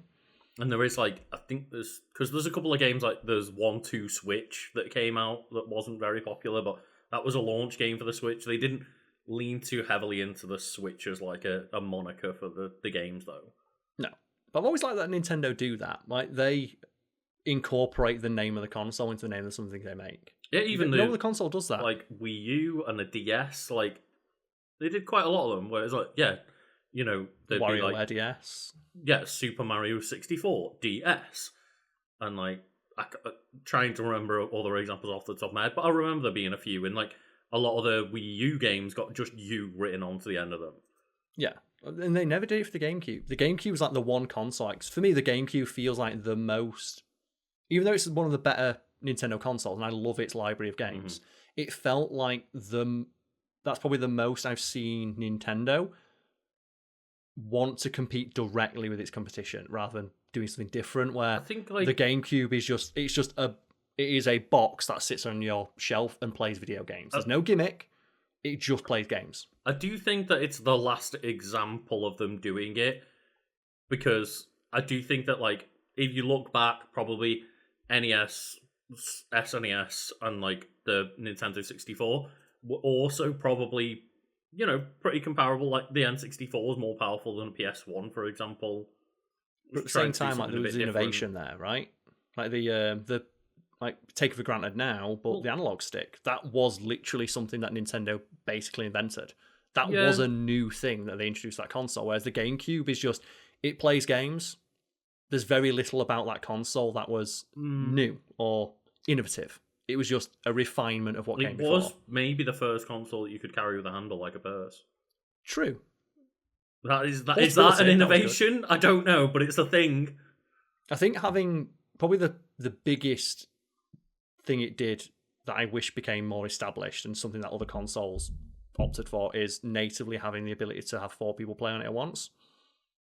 Yeah, I think because I'm trying to think, is every single because even the N64 had it, right? That was one of the selling points. Is like every single console for Nintendo past N64, like going onwards, had the 4 players built in. Yeah, which was massive frustration. It was a refinement of what came before. Yeah, it's a massive but they frustration lent into it by of like PS1, PS2 and stuff, right? It's like the PS2, it's like, oh, well, go and buy a multi-tap if you want more than one friend. Yeah. So it wasn't like necessarily new, but as you mentioned with the handle thing, they doubled down on that idea by encouraging people to take the console to someone else's house. Yeah. Rather than just have it sit on a shelf in their house and invite people around. So why not just take the GameCube, which is specifically designed to be small and portable, to their house and play Smash Bros at their house? Mm-hmm. Yeah, it's not got like it's not got like any, I don't think, like landmark innovation that I can think of off the top of my head. Exactly. But that was my point of there's no innovation there, just a refinement. Yeah, it is just a refinement on the N64, I guess. And probably the way that's a way to visualize that is the fact that none of the games released for it incorporated the name of the console into their naming convention. I think it's also just hard with the name GameCube because, like, I play Mario Cube. How are you going to tell people Mario Cube? Mario Cube would be fucking sick as a name. It's not like 64 or U or something or Wii where it insinuates that just like, yeah, you're playing the console. Then there would be some expectation that there's a cube-based gimmick within the game. You know what? Cubed. Put a little 3. Put a little 3 above it, cubed. And then you could like make it's the 3rd game in the series, Mario Cubed. But then that's really complicated if you're releasing Super Mario Sunshine. It's just got a 3 there, and it's like, why is there just a little 3 on the box? We've already got Super Mario Bros. 3. Like, yeah, true. That would be. Either go. Tell me more about Super Mario Bros. Now. Well, I was going to ask, like, what's your experience with the original Super Mario Bros? I didn't play the original Super Mario Bros. I had an SNES, Super Nintendo Entertainment System, and on that we had the Mario 3. It had 3 games on it. It was the cartridge that had one. All Stars, that was it. And it had Super Mario Bros, Super Mario Bros 2, which was like a remake of like Doki Doki or something. It's, and then it's Super a Mario translation of Doki Doki Panic for us, yeah. With Mario characters slopped onto it. And then I played that version, which I believe is the base game, but it had like more colour and stuff. So it was like a refined version of it. It was like an entire remake of those 3 games, like visually. And there is some physics differences, I believe, as well. Like to an extent, yeah. So it's not the same game, but I remember playing the shit out of that because it was 3 games in one. Yeah, what a deal! What a bargain! That was my initial exposure to both Mario and, as far as I can remember, gaming itself. There's like a couple of other games on the Sega Master System too that like maybe I played first, but the first game I can like vividly remember playing is Super Mario All-Stars. And I remember playing the shit out of the battle mode in number 3 with my brother. Right, yeah. Like, do the battle mode, and I remember like being amazed that you could run through the screen on the left and appear on the right. And like you'd kick like a Koopa shell on one side of the arena and it'd go all the way around. It's like, that is so cool. And essentially, I know what happened in like that battle mode is basically Mario Bros. Mario. And just the fact they put it in as a bonus when they already had sequel. Interesting. It's really interesting, but like, yeah, so I've since played and completed the NES version like multiple times. It's a very short game if you know what you're doing. But yeah, less than 5 minutes, I think, right? You can complete it is the world record. I can't, but I can complete the whole game in like, an hour or two running through it properly. Like, there's a really great video out there, like one of those people documenting speedrunning. I'm not sure the name of the profile, but I remember Summoning Salt watching. It might be like one of those. I think there's Summoning Salt. There's another dude who does it, but when it's described as, you mentioned Go earlier, like it's not been solved yet, but chess has. Mario has effectively been solved. Yeah. And I think it's to the point where there are literally frames. I think it's that like human players can't shave off compared to a computer. I think the AI, or not the AI, but like the tool-assisted speedrun, which is when you get a machine to do frame perfect inputs the entire time to like figure out what is the most impossibly fast way to play Super Mario Bros. It is a theoretically perfect playthrough by like the frame, by like the 60th of a second or 30th of a second or whatever it runs at. And I believe the human record is only like a second behind it. No, I think it is maybe 2 or 3 frames of data away from being okay. It's as close now. As that now. So like, and human beings have gotten good enough to nearly be as good as a computer playing it perfectly. Yeah, so it is theoretically going to be the first video game that is quote-unquote solved, where there is no way to refine that playthrough to a more efficient version, even with the tool-assisted run where it's like literally omnipotent. No, it's not literally. It's effectively omnipotent in regards to its ability to play. Yeah. Human players can match that performance. Every single input has been programmed for the perfect time, down to, as I say, either a 30th or 60th of a second to do the run perfectly, as far as we're aware, in the fastest way possible. Because there might always be a new little bit of tech that's discovered that makes the game faster, but at what point, though, is someone going to be playing that game and Mario is going to run so fast that he breaks out of the game and escapes, similar to that dude in the Matrix? That's what it's going to get like to a certain point of when Mario starts going into like the faster than what is physically possible speedrun time, and Mario just breaks reality. I think about it like I've seen, like, I think it was, remember that thing on the news a couple of years ago where some like 10-year-old kid like beat Pac-Man, and everyone was like, this is actually, it's Tetris, it was Tetris, he beat Tetris. And it was like widely celebrated in the spheres of tech and gaming of, this is fucking impressive because Tetris is like near impossible to beat. And this little kid did it. And the news is like, why don't you get a life? Yeah. Like, similar to Mario, a game where like it's spent 30 plus, like maybe near 40 years, Tetris, being, like I say, like trying to be solved and trying to be like beaten to the point where the game can't run anymore because it just crashes. You're that good at the game. Yeah. And a culmination of 30 plus years of combined experiences and learnings for this one kid to be able to finally do it. And the media reaction was, why doesn't this kid go outside? Yeah, it's the gaming equivalent of someone solving chess. Which has been solved now. But I was going to say, in regards to Mario, some people view it as like you're wasting your time.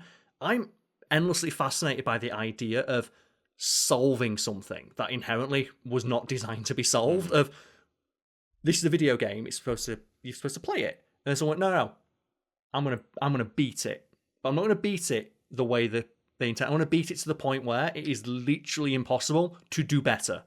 Even a computer can't beat me. So the idea of humans just John Henry in it.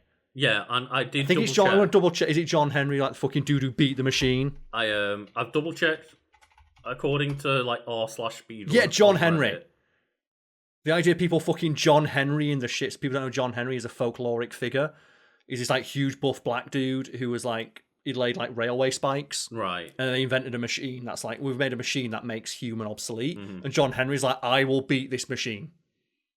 And he challenged like the railroad laying machine to do it, and he beat the machine. Fair. And he's just like this symbol of like just human tenacity and strength of will, being stronger than steel, than iron, than machinery. The idea that we have like digital John Henry's like, I will beat this machine. Yeah, there's someone here that, according to like r/speedrun. It's a Super Mario Bros. World record, any percent, of 454.415, which is 9 frames away from the perfect possible speedrun. Yeah. So it's like episode like The Office, right? Less than 0.3 of a second, I think that is. Yeah, and I find that not only is that an achievement, that is so encouraging that there is something that a machine can do. It's frames faster. And humans, they're getting closer every day. And because there is a hard limit on how fast it's possible to do that, eventually we will match the machine. It's John Henry. It's like, I will beat this machine because it doesn't matter how strong it is, the human will is stronger. That is so commendable. And the idea people make fun of that. No, fuck you. We beat the machine. Yeah, we all literally suck my human balls, robot.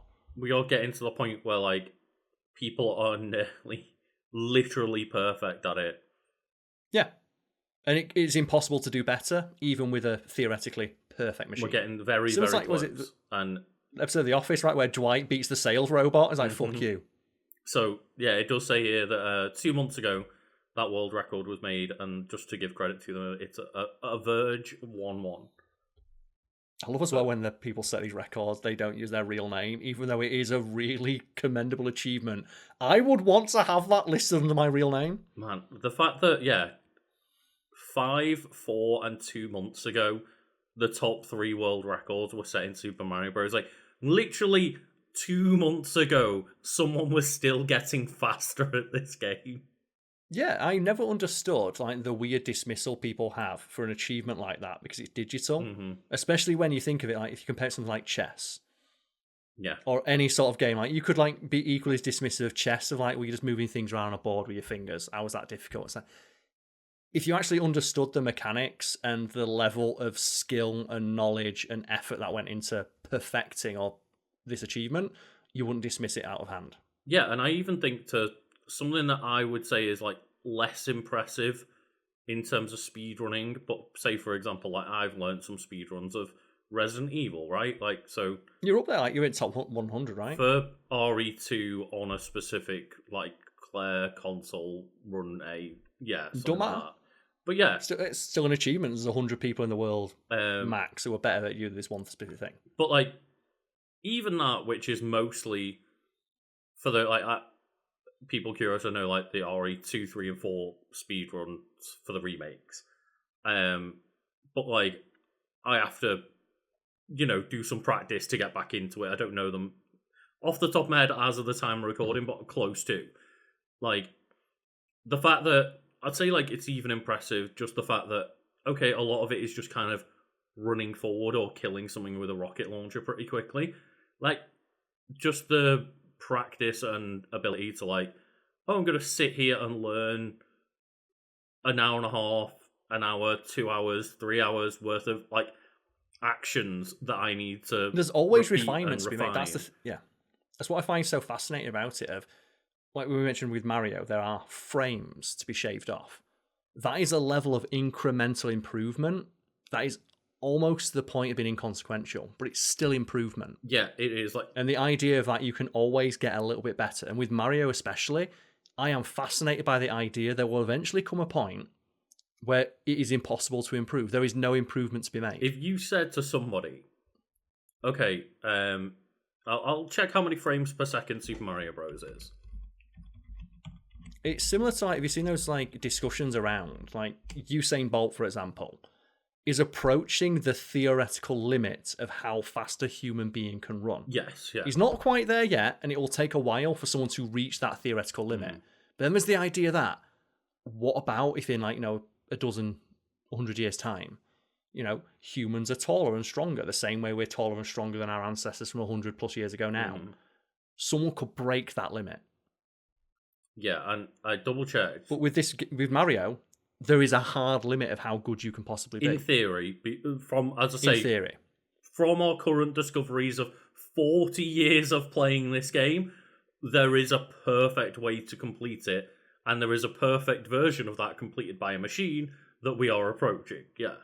Yeah, and I can't think of any other human achievement, off the top of my head at least, where that's the case. Yeah, and bear in mind, I've double checked, the Super Mario Bros. On the NES, or at least the American version, which is presumably what people use, runs at 60 frames per second, because the PAL version, our version, runs at 50 frames per second, so the game is slightly slower, so you don't want that in a speedrun. So that means every frame is 1/60th of a second, and you've got to do nearly 5 minutes worth of inputs perfect to 1/60th of a second, and people have gotten so good at that they're only 9/60ths of a second away from doing that entire near 5 minutes perfect. And people are going to do it because just it's the nature of humans to endlessly improve. And there's a saying that I learned recently that I'm fascinated by. Like, it's informed like a big chunk of my worldview going forward. Of to achieve perfection is to cease improvement. I'm fascinated by the idea that at some point they're going to have achieved perfection in this one small way. Yeah. Because how many things can you think of in life where you look and go, it's perfect. It's literally everything perfect. Can always be improved. You can always like be a little bit faster. You can always be a little bit stronger. Like when you're at the gym, you can always have like you can always lift like a pound more weight, maybe if you really push yourself. But there's a point where you can't. And that's what's fascinating about what you were talking about earlier with Usain Bolt, right? Of like, Usain Bolt's not going to be the fastest human ever, but as long as we roughly stay the same size and strength and shape that we are currently as human beings, breaking like the 9-second barrier, I think it is, in a 100-meter sprint is deemed almost going to be like physically impossible. But keep in mind, they said that about 10 seconds. Exactly, which is the fascinating part, is that in theory, that's the fastest a 100-meter runner can ever go, as far as we can conceive. But yeah, like they've done like biomechanical studies of like we've like programmed like a computer to replicate a theoretically perfect human being running with like perfect like response times, doing the absolute most economy of motion movements they can for the sprint, and this is how fast they could theoretically run. And it seems like I believe it's just that 9-second barrier seems almost impossible to hit. But again, I think the actual like theoretical limit is like 8.9 something. Okay, but yeah. 9 seconds is just a nice round number. Right, yeah. Because I think like the world record is like 9.11 at the moment, 9.21. I've not checked it in a while, but I think it's around 9.1, 9.2.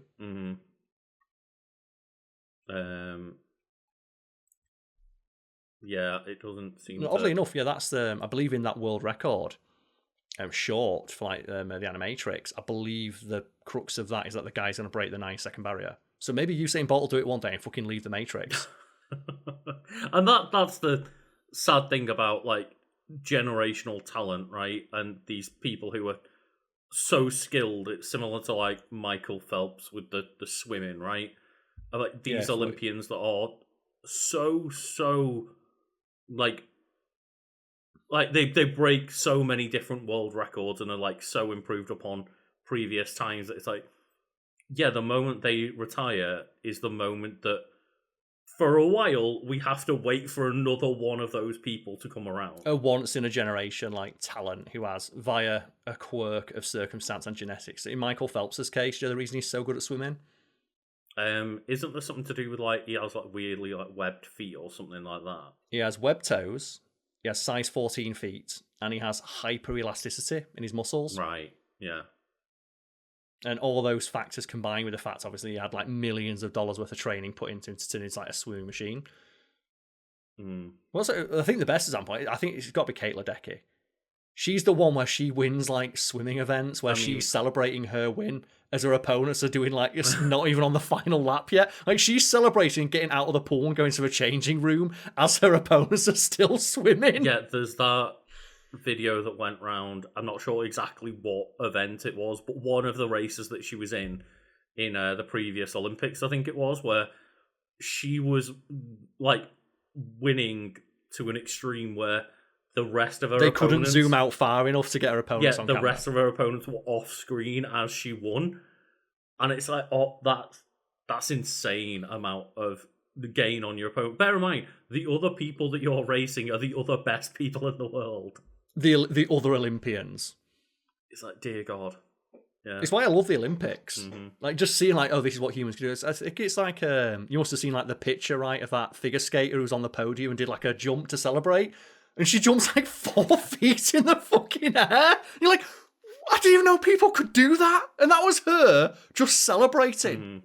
I saw, there was that, I think, American guy that did, like, the first backflip in figure skating for, like, 20-odd years, but it's because, like, the move was banned and deemed too dangerous. Yeah. And it's finally been reallowed. It's too hardcore. But it finally got, allowed again. And immediately, second one, someone's like, I'm going to do it, though. We're going to land this backflip. It's like, fair play. It's too badass. Mm-hmm. It's like, I think it's, I forget the name. I'm going to look it up so I can give the person credit as you go through the Super Mario Wiki. I love how I was like, this one will stay on target with Karl. We're still kind of linked to Super Mario. More so than the last subject, but yes.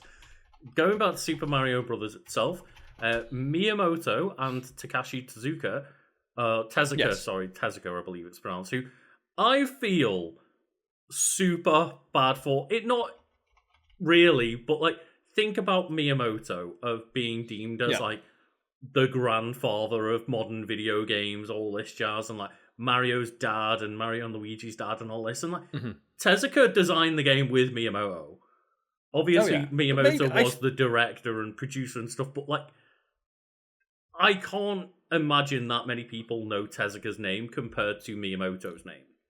It's the problem with a lot of like history, right? It is human nature to want there to be an easy to follow narrative. I think too, it's widely considered like this is the worst example of video game journalism ever, where it's like a quote from Sid Meier's about, hey, video games are not a solitary creation. They're the work of like many hundreds, if not thousands of people. And like the journalist then quotes, that's Sid Meier, the creator of the Sid Meier series. And it's like, come on! And like, obviously, Sid Meier or Meyer, I'm not sure how it's pronounced, but like, I've always said Sid Meier. They clearly put their name on their games as a way to be like, hey, I know that Pirates doesn't sound like a game that's similar to Civilization, but hey, here's my name on it. You'll recognize it. If you see my name, you'll probably like this game because you've liked my other ones.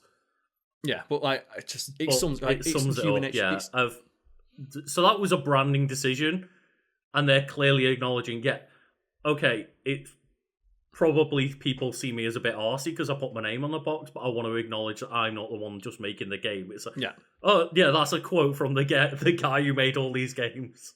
Proving his point near instantaneously. But I have it here, Lucas. So there is an Olympic gymnast, Soviet gymnast, I should say, Olga Korbut.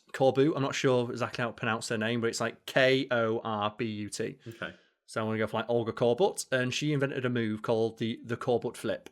Right. And that was a parallel bars technique, and you've probably seen like the GIF out there where, do you know the parallel bars, like one bar here, one bar there, where you flip off the top bar, and rather than grab onto the other bar, you hit it with your midsection. Oh, fold your legs all the way around, turn your hands around in midair and catch it, and then do another full front flip. She did that at the Olympics once, got a perfect 10 from everyone judging it, and then they immediately banned that move. Because they were like, well done, perfect. No one's ever allowed to do it, though. I think it's to the point where they've said, there will literally never be another performance as good as that one, because that was so technically flawless, and you also, in the middle of that technically flawless routine, did a move that other people would die if they attempted. It's similar to, I think it's and that is to clarify why like they ban those kind of moves, is because they're dangerous. They're dangerous to practice, because how do you practice that without hurting yourself? It's very difficult. Also, as well, it encourages people to attempt it because they want to get the high score that it got. So, and not to mention, it's limiting for the pool of 10. It's limiting because then effectively that becomes the only technique people would do. If so you it becomes can't from a spectator standpoint, then you've got no chance of winning, right? But yeah, I think it's Erestine Faustin, and for the javelin one year, he went up for the javelin throw. Because normally the javelin throw is like you run, you point, you throw. Faustin's like, I've got a better idea, and before he went up, rather than putting the dust on your hands, the flour, the whatever talc, I'm not sure. I think it'd be some like weird chalk, stuff. Maybe, I don't know. He went, no, fuck that. He went up and put soap on his hands. And then his throwing technique was he held it in his hand and he span around as fast as he could and threw it.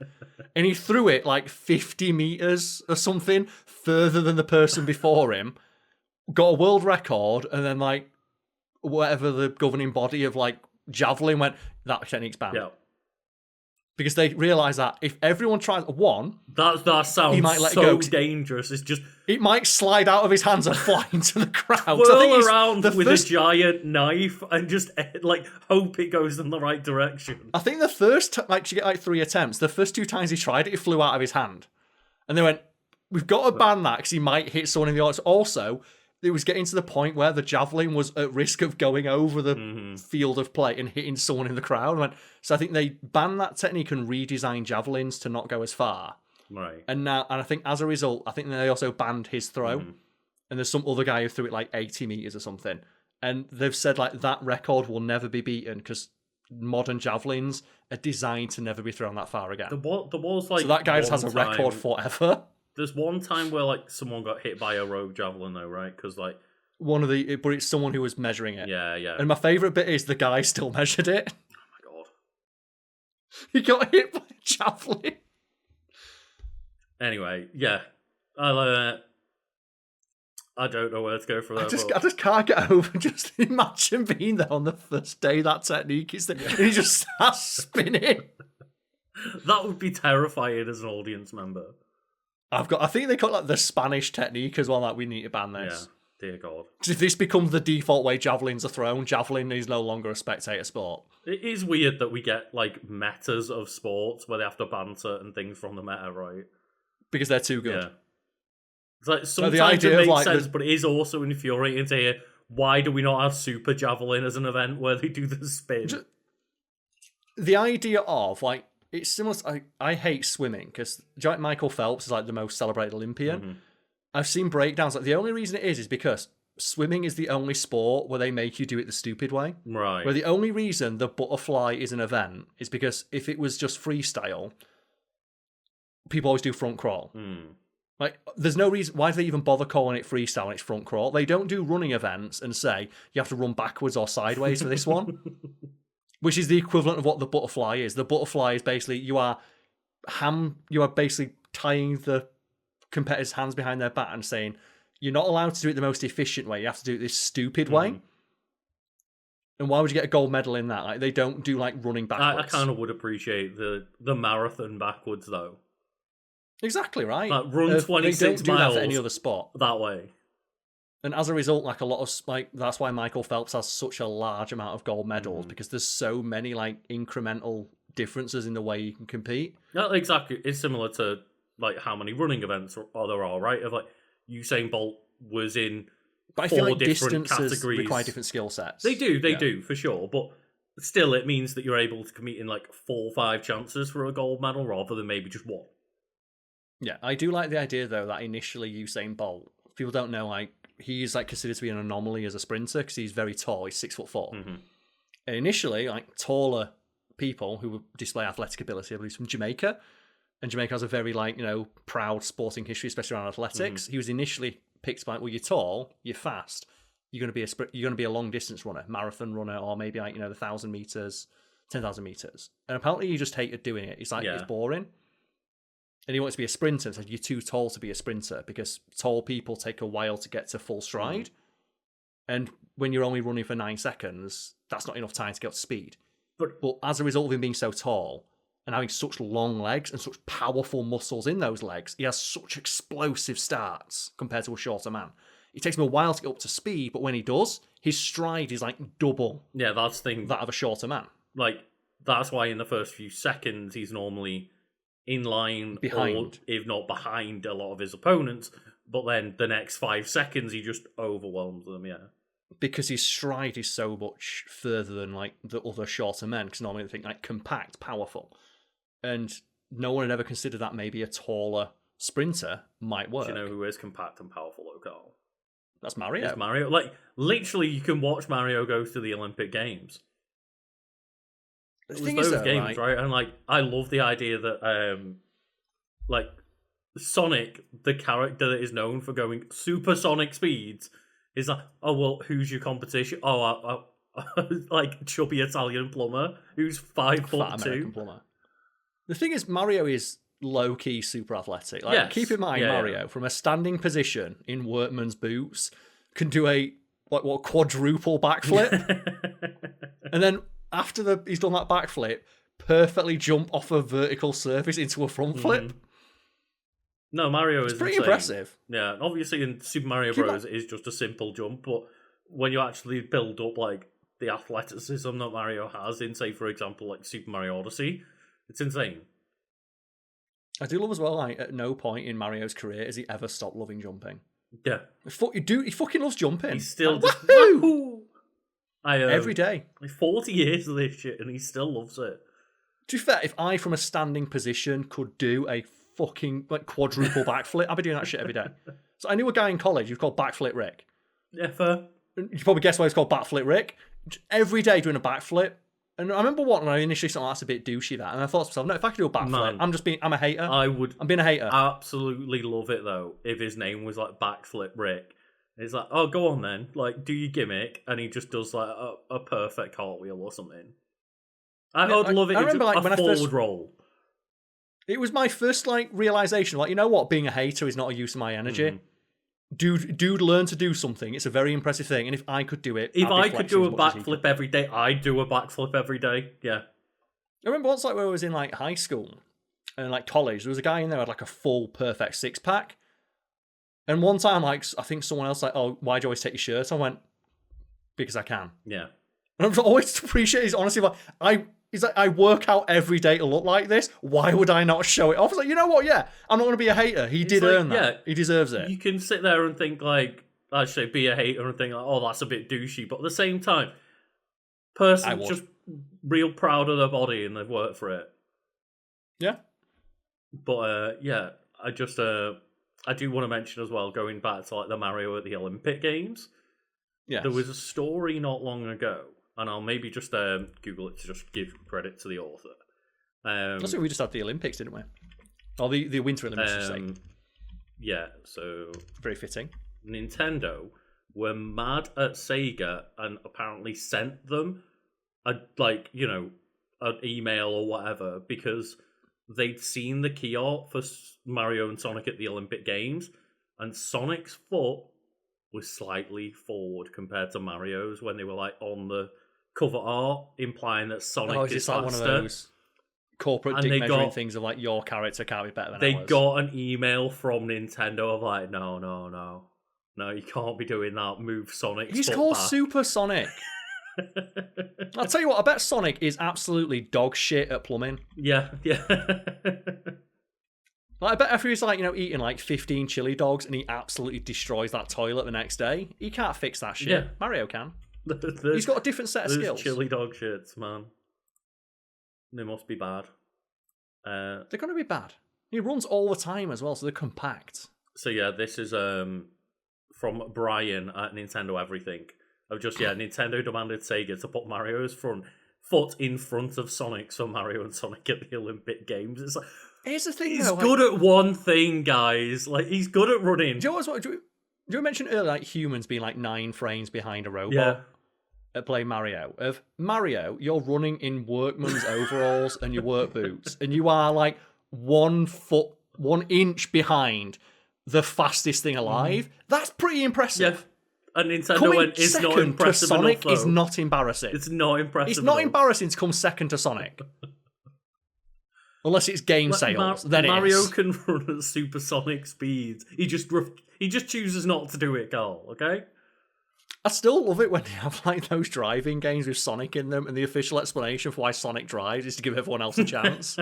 It's like, why is he driving a car? Because if he ran, he'd win. It's like, fair enough. It's so weird as well that obviously gameplay-wise, like Tails and Knuckles, they're all as fast as Sonic is. They can all run just as fast as he is. But then the canon is that no, Sonic's actually super way faster though. He just runs slower so they can keep up. It's like, yeah, well. But we've gone off the rails again with this topic, but I just obviously want to mention that, it's Super Mario Bros. Is frequently cited as one of the most influential and greatest video games of all time, and it is also credited as being a key factor in reviving the video game industry after the 1983 crash, which is way more. We discussed before in an episode about ET, I think. Yeah, it's way more The game, Americanized than people maybe realize. But yeah, in the United States, like 1983 to 1985, like no one was really buying video games, and Super Mario Bros. And the NES came along to essentially revitalize that market, and Mario is basically credited as saving video games.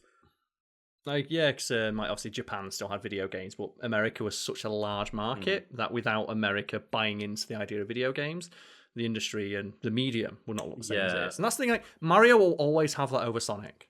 He's missed a video game. Yes, Mario is. Why is he... But he needs to have his foot first, Karl, too. It's like, Mario, have you not got enough? Like, you missed a video game... You're married to a princess. No, he's not. What more do you want? He's pining after that princess. He's 40 years friend-zoned, Karl. No, he's not. 40 years of friend-zone for that little plumber. Imagine if it turns out he's actually got a wife back in New Oh my god, I forgot to mention this to you. Did you see that Resident Evil, like, minor, like, spoilers for a character, like, Leon... in the post-credits, is seen with a wedding ring on, and people are losing their minds. Nah, that's copium. I saw that, and it's like, you see a glint on his hand, it's his watch. Do you think? I think it's his watch, because at multiple points, they have a watch tie-in collaboration. They do with, like, Hamilton, Leon. I think it is. And that watch keeps glinting in certain scenes. It's his watch glinting. It's pure copium. He's not wearing a wedding ring. I'm gonna double-check this before we end. I'm pretty sure it's his watch. I didn't notice a ring when I saw that post credit. On a second playthrough, I looked out because he puts his hand in his pocket and pulls something out. It's like he's just putting the glove away that he was wearing.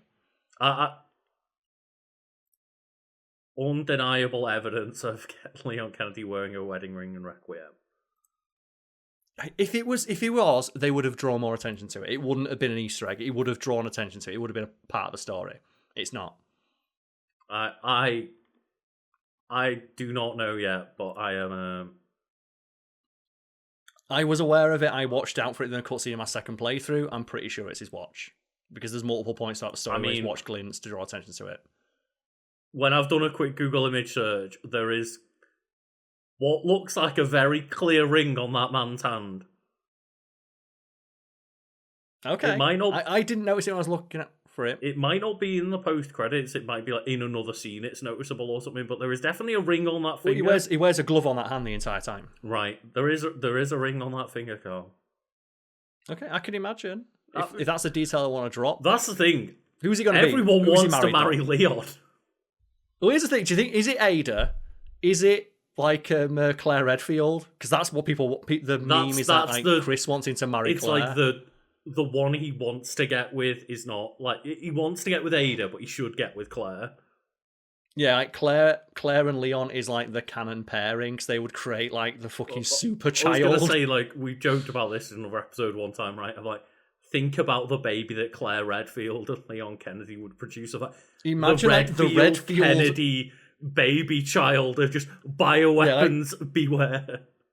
The Redfield like natural roids, and then the Leon Kennedy fucking agility. It's like creating the perfect human. No, creating the perfect I'd love like bioweapon fighting machine is what it is. Do you know what I'd love? If it turns out Leon's married, I love if it's a character we've never seen and he just met, he's just got a wife and she doesn't know what he does for a living. Yeah. If it's just like some analyst who works for the BSAA who like he got coffee with one morning and just they went on a date. I believe though, if there was a Redfield Kennedy baby, it would be the bioweapon killing equivalent of being 9 frames away from perfectly beating Super Mario Bros. I wouldn't want that because one of the things I dislike about some forms of media is that during like the time skip or something, and it turns out that all of the main characters all paired up with each other. Yeah. Do you like Harry Potter, where it's like, oh, everyone in Harry Potter all dated all their high school. Not a single one of them had a life outside of like the people they knew in fucking high school. Or like Naruto, where it's like, fast forward like 20 years for Boruto, and it's like every single person paired up with someone else in their class. Course, yeah. It makes the universe feel smaller. I'd love it if Leon was like, if he is married, it's just someone he met. He was in the shop getting coffee. He was buying a fucking swag jacket again. I think he got nicked by a zombie. He was buying yet another sick-ass jacket. He's the person who sold him his jacket, and he just like went on a coffee date, and it's some random lady who's not important to a story, except for the fact she's important to Leon. No, that's the actual answer of what I would want it to be, is that I don't want it to be a named character. It's just a random woman that he happens to love and care for.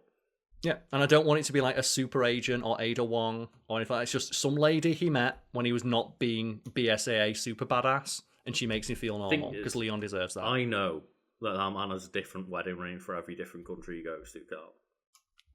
That's why he took it off, innit? Oh, but yeah. The only thing I know for sure is that whoever it's going to be is going to be Asian. I mean... Because Leon, he barks like a fucking dog when he sees a hot Asian lady. There's multiple, like, those CGI movies where they bring an Asian lady in and Leon's like... He is pretty obsessed with Ada Wong.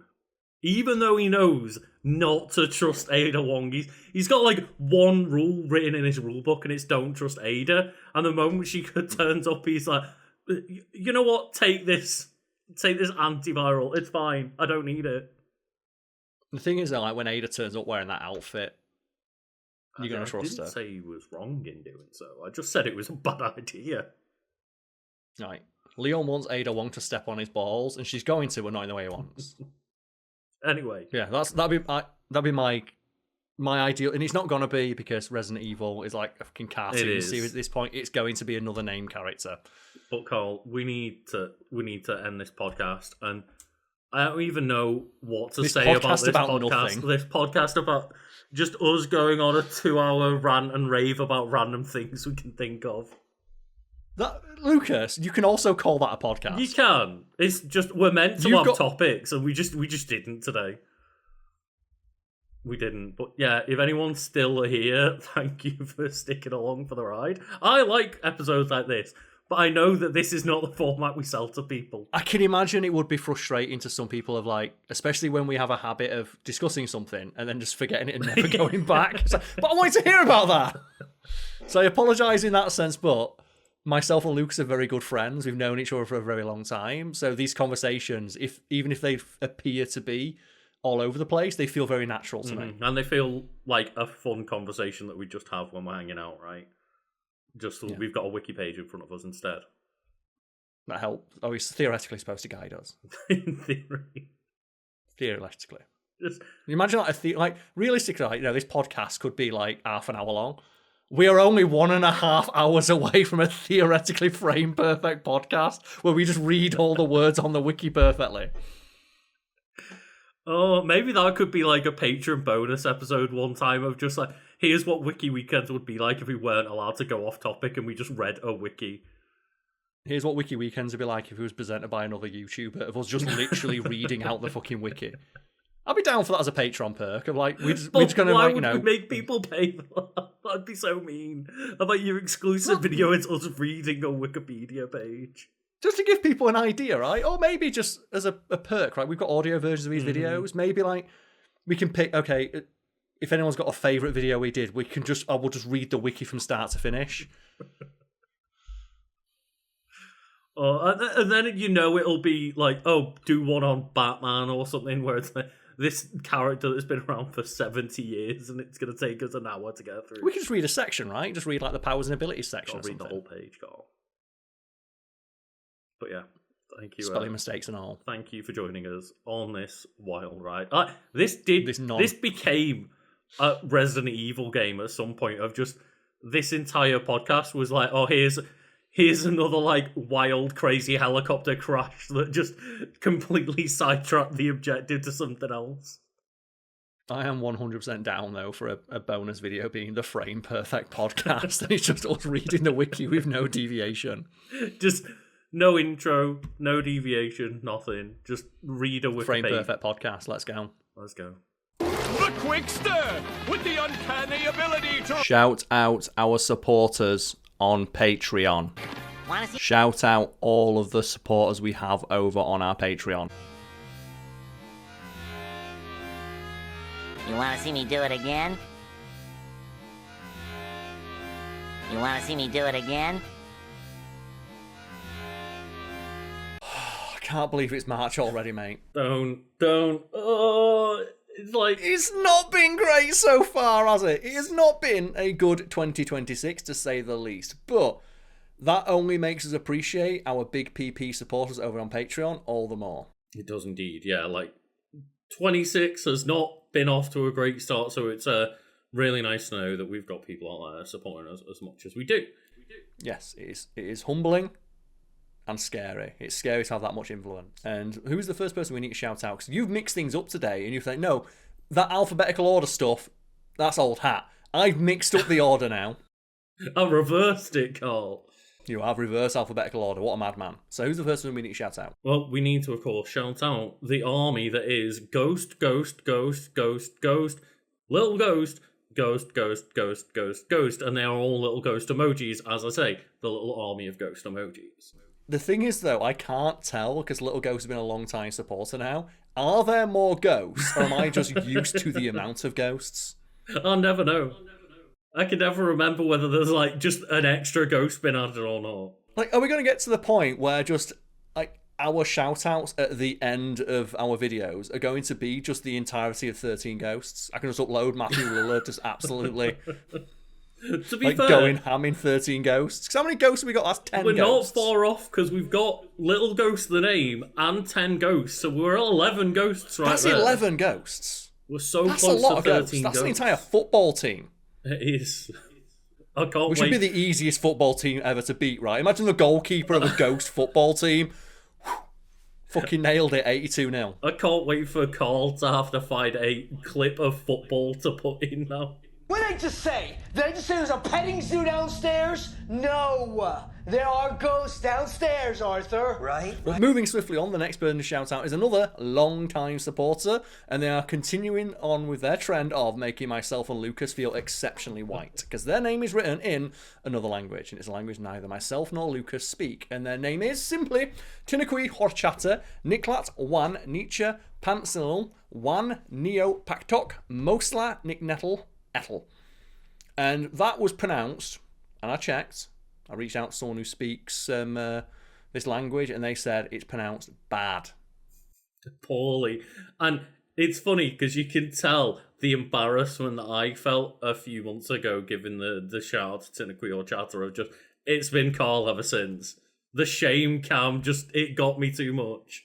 Like, Lucas was so embarrassed about how badly he butchered that pronunciation. He has specifically arranged it every month that name always appears when I've got to shout it out. Don't know what you mean. These skies, but in the sunshine in northwest Wales at RAF Mona, just up the road from Llanfair Pwllgwyn, gallu go gerach Windrobwll, Llantysilio go go goch. The temperature got to 21 Celsius, that's 70 in Fahrenheit. The next person we have to shout out is, yet again, another long-time support, which I think, it's much appreciated because I think all of these names are at this point, but yeah. These are among the longest relationships I've ever had. True. We need to shout out, Split Screen needs to stop spending money on Gunplers when thou hasn't even opened the last 5.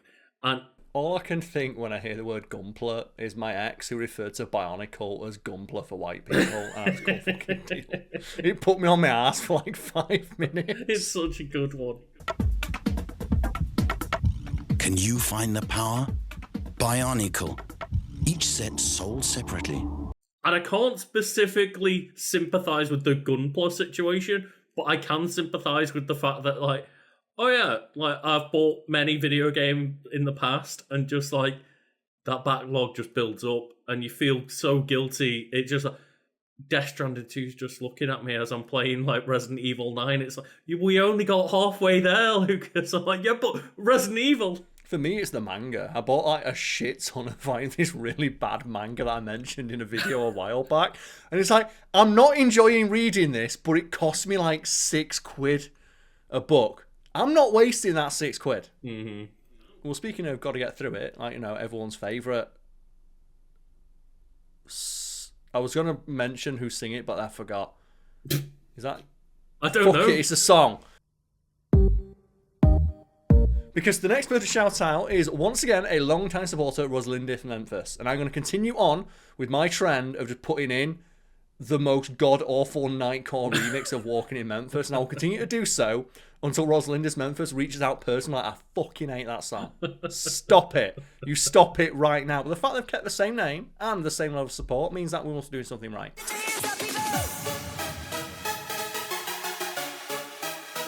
Yeah, that's the thing is, like, until we get a message on Patreon, I think we've got to continue with the bit, because clearly it's not a bad enough bit that they're angry with us yet. It's like either they find it very funny or they just don't care. Mm-hmm.